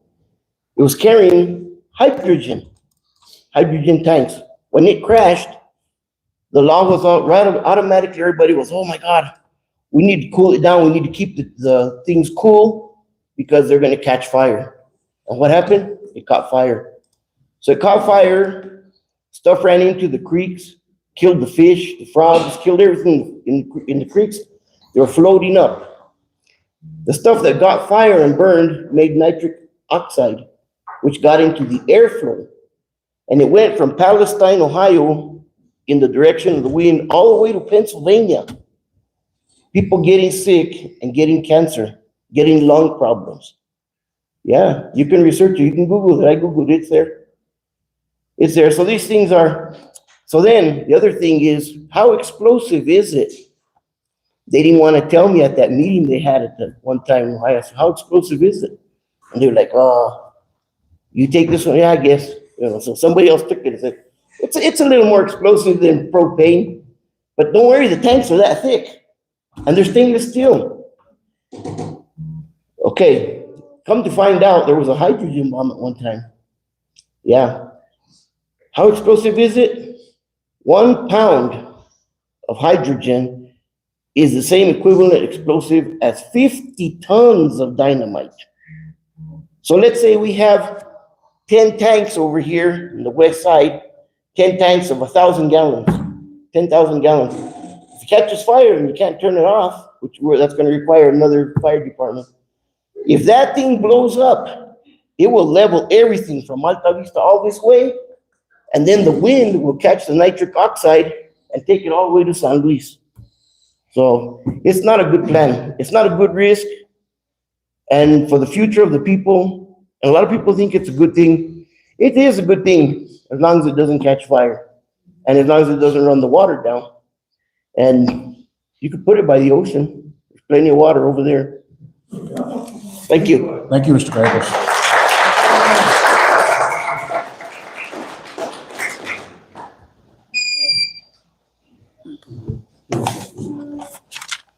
Oh, You can state your name and your for a while. my name is Yolanda Costa, and I didn't know anything about green hydrogen, so I started researching it. I did find out that hydrogen, when being transported, is turned into ammonia, and that's how they transport hydrogen. not only that, but also hydrogen corrodes and it messes up the piping that after a certain amount of time. And we don't know whether or not we're gonna be able to control that. I would like answers on how much money it's gonna cost. And also our water tables, like everybody has mentioned, are very low. You know, right now, we're going through a drought and it's gonna affect us this summer. I like to grow my garden. I like to grow my flowers. And if we don't have the water, the extra water, well, you know, we have to depend on Mother Earth to bring the rain in. And also hydrogen, if it does escape, we're looking at respiratory problems in our area. And it's, I mean, we already have effects from the Chevron mine. You know, our water, our animals are getting affected where the space got infected. And like Ms. Duran would say, she would feed her animals and they die because the water around her area it's infected. They can't eat the grass around there. And she's come to some of these meetings and she's spoken out on this, but it's never been spoken anywhere else other than when she comes in. So I'm just telling, as councilman and mayor, to really think about it. Money, yes, we need the money out here, but is it worth our children, our lives, and the future of our children and our grandchildren? That's all I have to say. Thank you. Thank you, Ms. Acosta.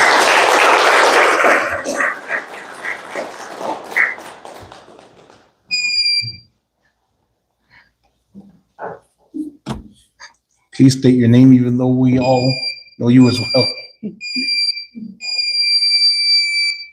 My name is Gaya McGahee, and thank you for having this comment section, this opportunity. Just want to echo what Claire said as well, acknowledging the work that you're doing. So first of all, I'd also like to echo the proposed location, and I'm not really certain where exactly that is, but it seems that it would be located near a school and in the center of our community. It would change very dramatically the place that we know, and especially if it is 50 times, if it's that large, that many solar panels.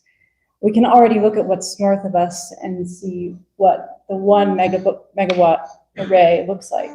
So imagining 50 is really dramatic to consider.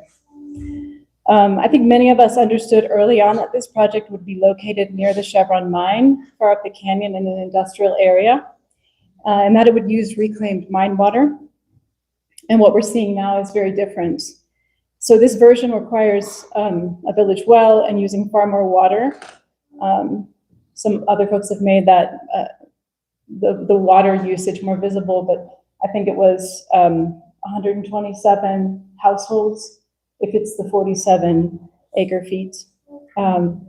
So placing the plant inside of our community near the school, near homes, and close to public lands and trails, that's one of my major concerns. And my concern is that the public has not been fully informed as these changes have emerged, that this proposal hasn't received the time, the transparency, and the engagement needed for the community to understand the full scope of what is being considered, especially around water use. Obviously, we all have concerns and we are living in a drought. We haven't had the space to adjust our understanding or ask our meaningful questions. Our land, our water, and this wild place are deeply valued by everyone here. And I don't assume any bad intentions. I know that many people genuinely hope this project would bring economic benefits to Questa, and I understand that hope. But moving forward with the project as it currently stands carries real risks that have not fully been examined. This plant would require the solar array, as I said, 50 times larger than the one we know to the north. And hydrogen, as mentioned, is a volatile compound, difficult to store safely, corrosive. So all of this should give us pause. We need to think seriously about safety. And we are being asked to trust Kit Carson at a time when they have not been providing the level of information needed to build that trust. The lack of information is undermining the community's confidence. So my own work in Questa focuses on farming and working with young people in Cerro on food security, as you know. That's why it's my. Thank you, Mr. Dylan.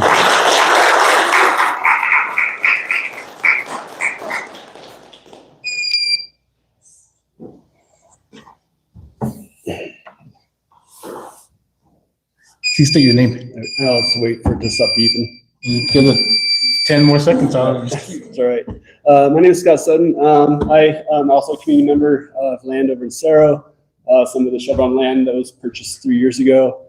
I came to New Mexico because of my interest in this amazing landscape, and I love to recreate. I also like to grow food. I like to do a lot of things that involve both the land, the water, and the air.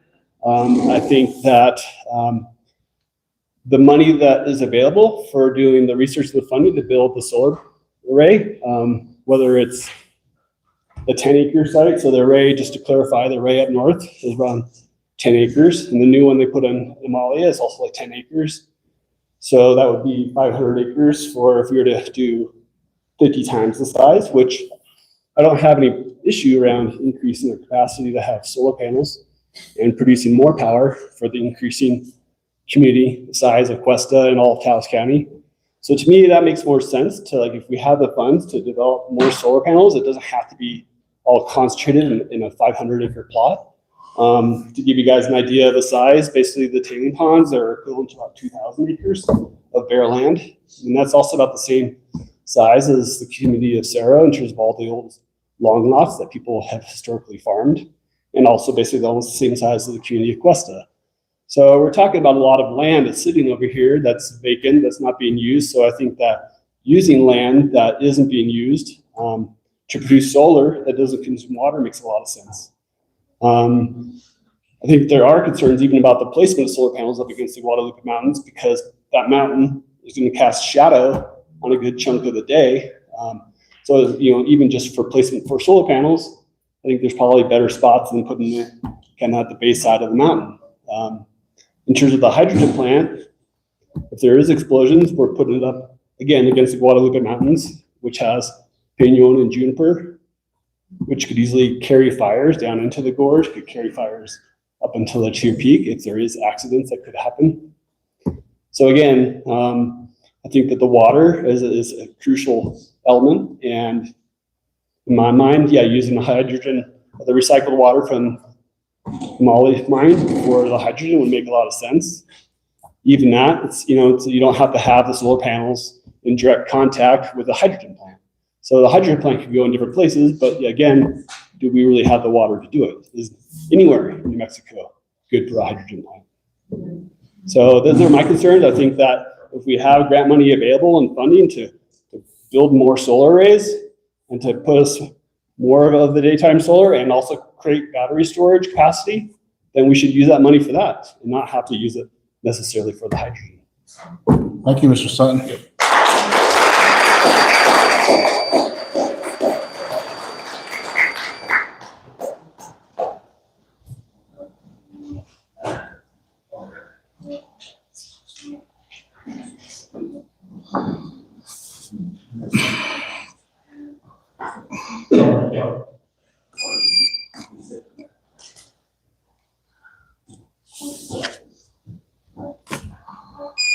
Juan Montes, estimado mayor, council people, there's two things that should always be on the agenda of the village of Questa Council.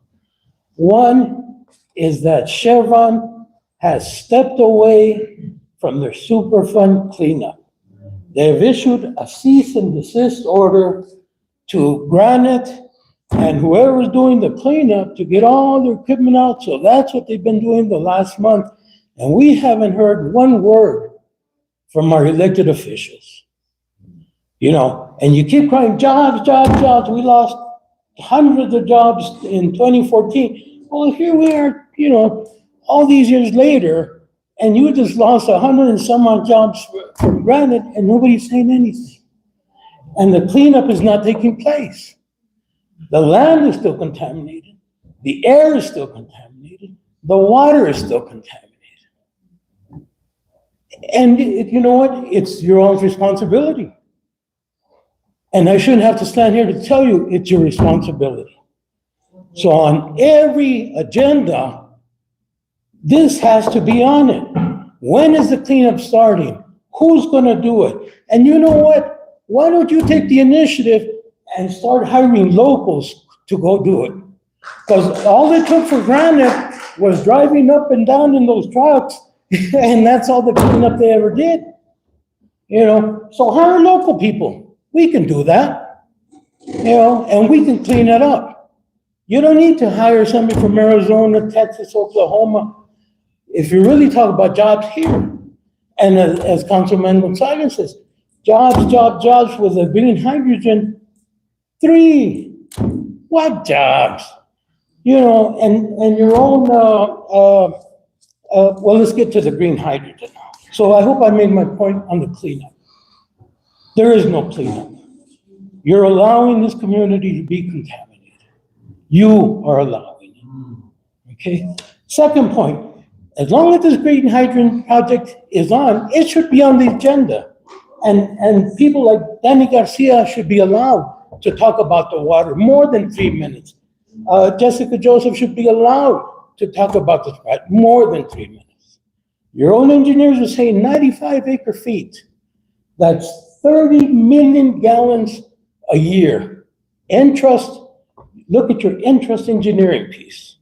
That's what they're saying, And we don't have the water. And it's common sense. Look at your logo. The snow cap is up there. Some of it flows in surface water. A lot of it percolates through the mountains. How many years does it take from that snow cap to reach under here? Think about that. And we are way behind the curve on that. Thank you, Mr. Montes. Gracias.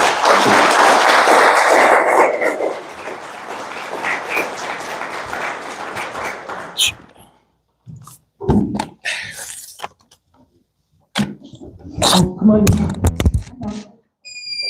I don't mind. I used to.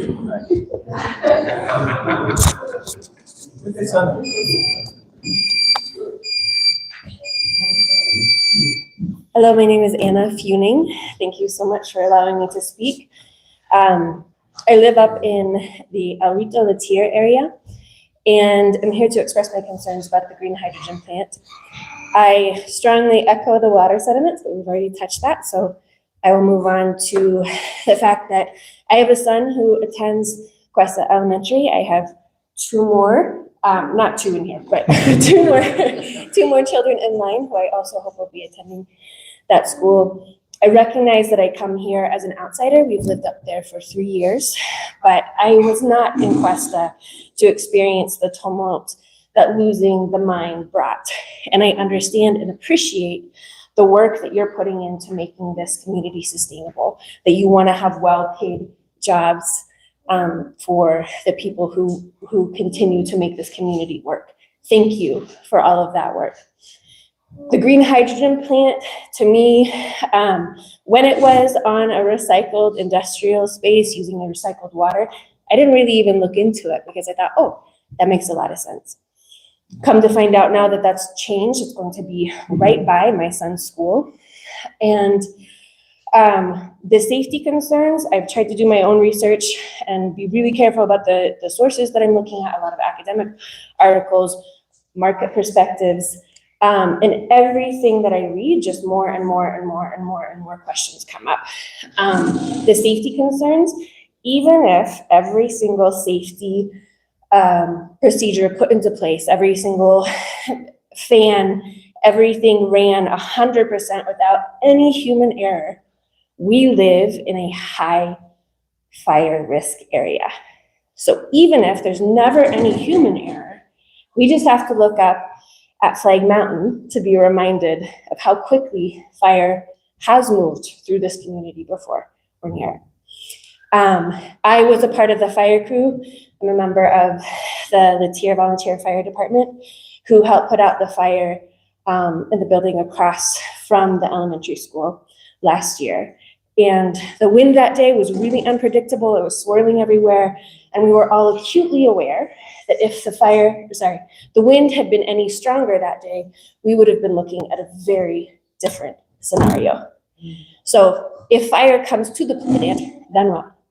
Then it explodes by my baby's school. And then our community is covered in nitrogen oxide, which produces acid rain, will destroy the land, the water, and severely impact the health of everyone in our community. I understand the pressure to have money, to bring money in, but there's too much at risk and too many questions, so many questions that haven't been answered. Thank you very much.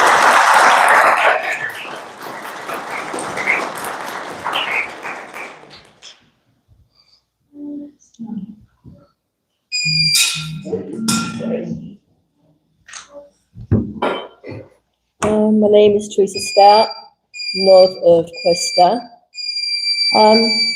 Something that was just brought up about the contamination. It's a Superfund site. So what happens when you break ground? How windy is Questa? How windy is this whole area? I'm north of Questa, the whole environment. So that's going to be a huge contamination. What about the workers? What about everybody around here? And we're very windy, and that is going to be breathed in by all of us. And we won't know that we have cancer or issues maybe 20 years down the line, 10 years down the line, why our children have asthma all of a sudden. So this is something to be concerned about. It's going to be built on a very contaminated location. So we need to think about that. Thank you. Thank you, Ms. Stout.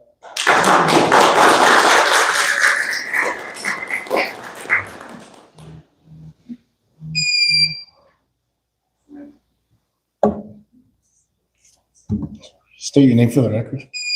You can state it before you speak. Okay. Well, good evening. Thank you, Councilman. Thank you, Mayor, for allowing this meeting to take place. You know, as I'll kind of give you my qualifications, just so you know where I'm coming from. Licensed engineer for over 30 years, Oklahoma, Colorado, New Mexico. I worked for utilities during the whole time, state agencies, federal agencies, and co-ops. I spent most of my time with electrical co-ops. So I understand the culture of the co-op. Also understand the way managers think. I worked for Kit Carson Electric 14 and a half years. Worked at the other utility when I got recruited out in Oklahoma for another 12 and a half years. So I know the culture. I know the way board members think. I know what people think. I also know that anytime you request federal funds or you go after any types of money, there's got to be a plan. So there's something called fiduciary duty that you all council members and mayor have to this community. And part of that duty is making sure you're doing what's right by the community. I still have concerns. And I'm not here on, to attack the council, to attack the co-op. I'm not here to side with anybody here. I'm here on my own because I'm interested in facts. And that's the problem we have. It seems like there's no honesty. But I'm saying from both sides, misinformation, there's attacks going back and forth. It's getting ridiculous. And I go by facts. So I look at this, mayor and councilman, and I say, well, where's the engineering plan? Where is that plan? It needs to be laid out because as the council, you're supposed to come up with rates. I didn't know anything about this LLC that's coming in to take over the solar plant. It just doesn't seem right because the same entity that's the LLC that's also going to maintain the plant is the same entity we're going to sell power to. And I think about that as a power provider. And how is that? And who's going to set the rates? So keeping it at the level of this body, how are you going to set the rates? And what rates are those? And I think Mr. Gonzalez has talked about these rates or these numbers all over the place. Part of a good plan, I worked on construction work plans, 4-year plans, 2-year plans. I even worked on 30-year construction work plans. So I knew 30 years from today what substations we're going to build, what transmission I needed. I knew my losses, my line losses, all those things, how many consumers we were going to attract. And here we're talking about a plant that we still don't have the guts for. We talk about honesty. We all need to be honest with ourselves. Do we have a plan? And if we don't, somebody better get one out there. Somebody better put it together, because I'd like to see it. I'd like to review it. Regardless of what the engineer, state engineer says, I'd like to see someone with a plan. You know, Mr. Mayor, and this isn't so much against this council, but it's against the co-op. My questions are more for the co-op, because I have a lot of concerns, and have concerns for my well, and I don't want collateral damage 10 years from now on all of our well systems. Thank you, Mr. Cesar.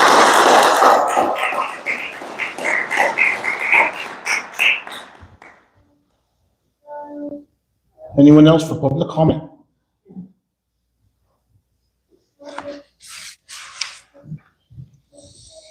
Well, Mayor and Council. My name is Cassandra Noel. I live currently in Amalia. I've been in northern New Mexico for 23 years. And I'm trained in agriculture. The reason I'm up here is I've been studying regenerative ag. I'm going to be doing soil restoration and water cycle restoration. So I'm particularly interested in what's happening with water. I've worked with somebody for 20 years who does conscious water work. I also do dowsing. And the understanding I have is the spirit of water leaves when there's a spirit of greed. And to me, there's been a spirit of greed here. And I would like for that to change. I'm a pretty darn good researcher, and I will say part of what disturbs me about this project is it's very hard to get accurate information.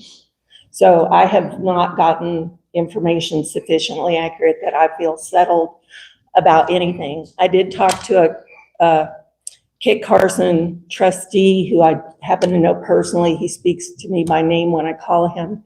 And apparently he did not give me accurate information. So I don't know if he's got propaganda that he doesn't know he's giving out, or what's happening with that. But if a Kit Carson board member can't give me accurate information, I'm not totally sure what's happening.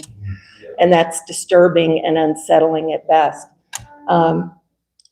Solar is portrayed as green, and my understanding is what makes this a green hydrogen project is the solar aspect. To me, solar is renewable, but it's not green if you really pay attention to what all is involved with that. I think free energy is already available. It just hasn't been made available to us. I think there are better options for energy than doing something that looks experimental and has the hazards, potential hazards involved than what we have with this. I understand the need for money, but I have paid enough attention to the corruption. There's a guy who does Open the Books, and he talks about the corruption in pretty much any of our governmental agencies.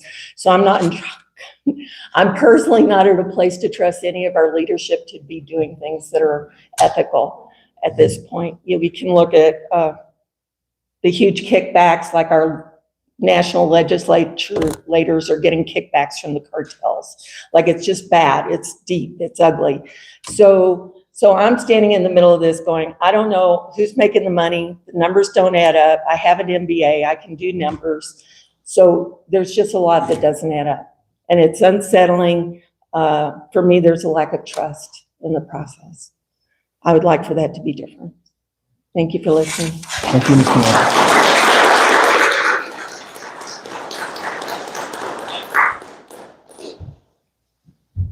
Anyone else for public comment?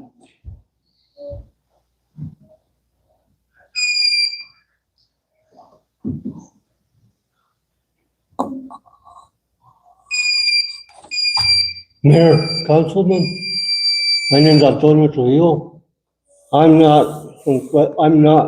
Don't live in the corporate area, but I am from Questa.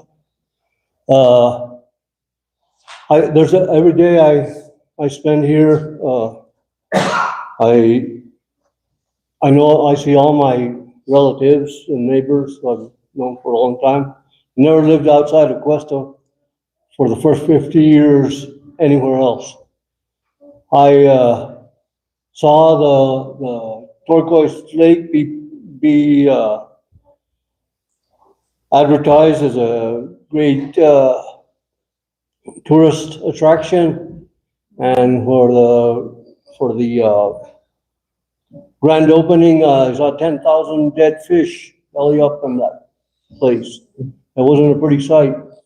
All those years after that, I saw a few individuals from Questa stand up and hold big business at arm's length, because they knew that if you let it go alone, they'd do whatever they wanted. And most of the people that came in here and made money, they cashed in and they left. But we're still here, and we're looking at a project there that's gonna be the same, in my opinion, it's gonna be the same as what's going on for since '64 when they started that.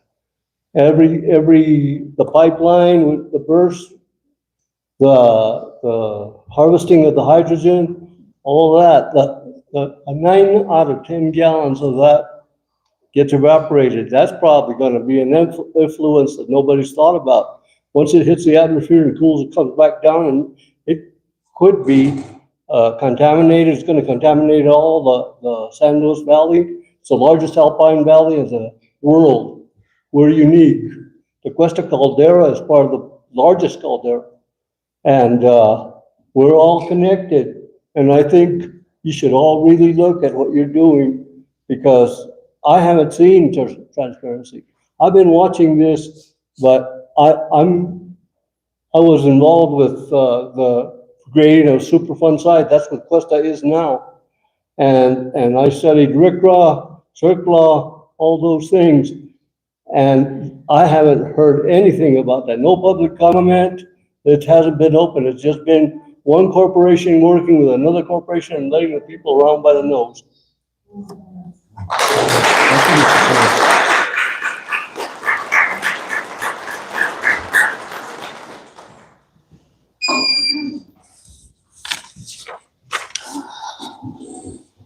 Hi, I'm Azarita Mead. I live in Cerro. And I am concerned about this project because my family's been from Cerro for many generations. And I was little, I remember my Uncle Joe P.V. Hill, he protested down at the dump when they used to burn the trash.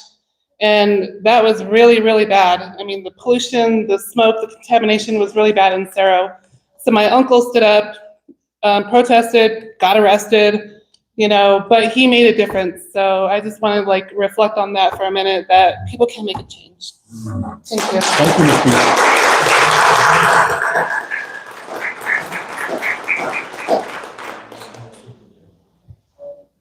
How's it going? How are you My doing? name's Stuart Church. I was just, so gray area. Everyone's confused. There's a lot of smart people here. We don't know anything, which is just weird. It's such a big project, and it's gonna be put in July, you said, which is so fast. You guys have been talking about it for years now, I guess, but still, no answers. Nobody knows nothing. It's kind of weird.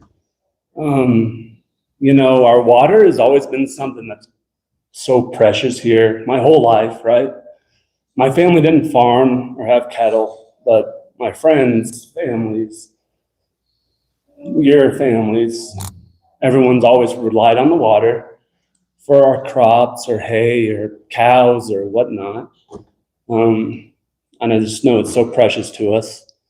I think that big plant is just gonna be a big eyesore and just ugly, and big corporations, a lot of greed. It's all greed, right? We don't live here for money. We live here.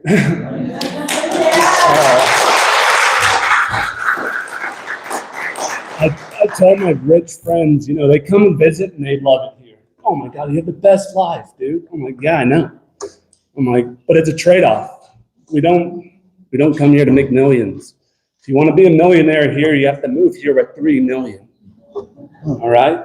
It's a trade-off. We don't make a lot of money here, and it's fine because we live here.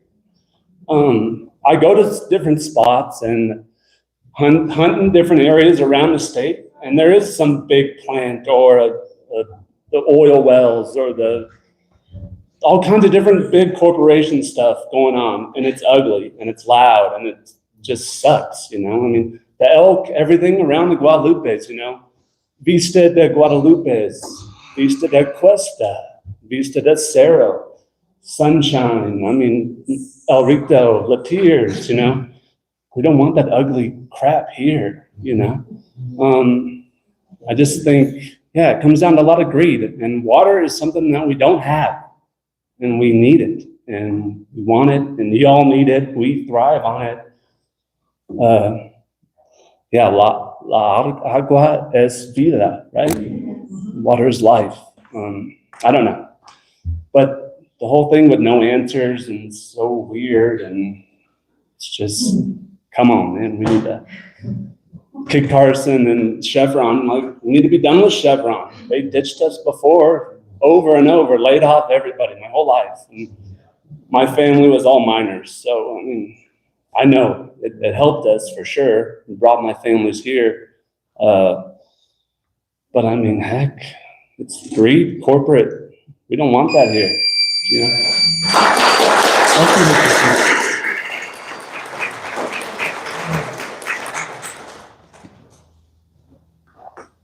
Do we have anyone else for public comment? Hello, my name is Teresa Flores Sandoval, and I live here in Questa. My mother was from Questa, my grandmother was from Questa, my great-grandmother was from Questa, so my ancestors have been here from the beginning of the settlement. And my father would tell me about how we were going to have wars over water, and I can't believe what I'm seeing. We call it mini Riconi, and that means water is life. And I was one of the people that went up to South Dakota to fight against that pipeline that they said that would not pollute the water. It did pollute the water. Michigan water was polluted by corporations. So I'm just asking for all of you to really think about the long term, not just for us, but for the generations. We're always supposed to think about our generations after us, or 7 generations, our children and their children. I don't want my children to, I came here to give back what was taken away, to give back our culture. And I have my children living here, and I want to know that when I pass on, that they'll have good, clean water, that my grandchildren won't be sick with cancer or have asthma conditions. So I just would like to consider, all of us to consider, how much is money really worth when it affects your health and it affects your children's health? And I think that's a lot to think about. Thank you, Ms. Sandoval.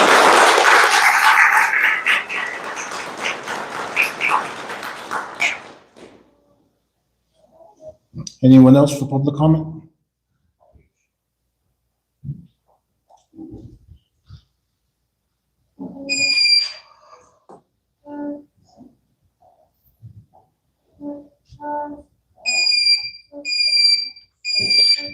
Good evening. My name is Kimberly Mascareñas, and I would just like to express my opposition to this project. I know you claim a lot of transparency, but I'd like to actually see that. So I really wasn't prepared for any of this. I would just like to voice that, and I hope to see transparency moving forward. Thank you, Ms. Mascareñas.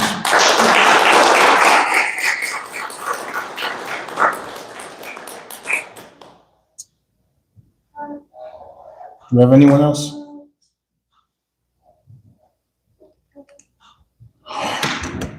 Well, thank you for all coming in tonight, and thank you for your public comment. We will take your public comments into consideration. I appreciate the fact that you're all here tonight. I really do. I'm glad that you're all here, and again, you're always welcome here. Mayor, we have a trouble, people against this project. I'll adjourn at 8:33. The mayor, how many people are against this project? Listen to your constituents, please. Listen to them. Thank you. We'll leave 7 for a call.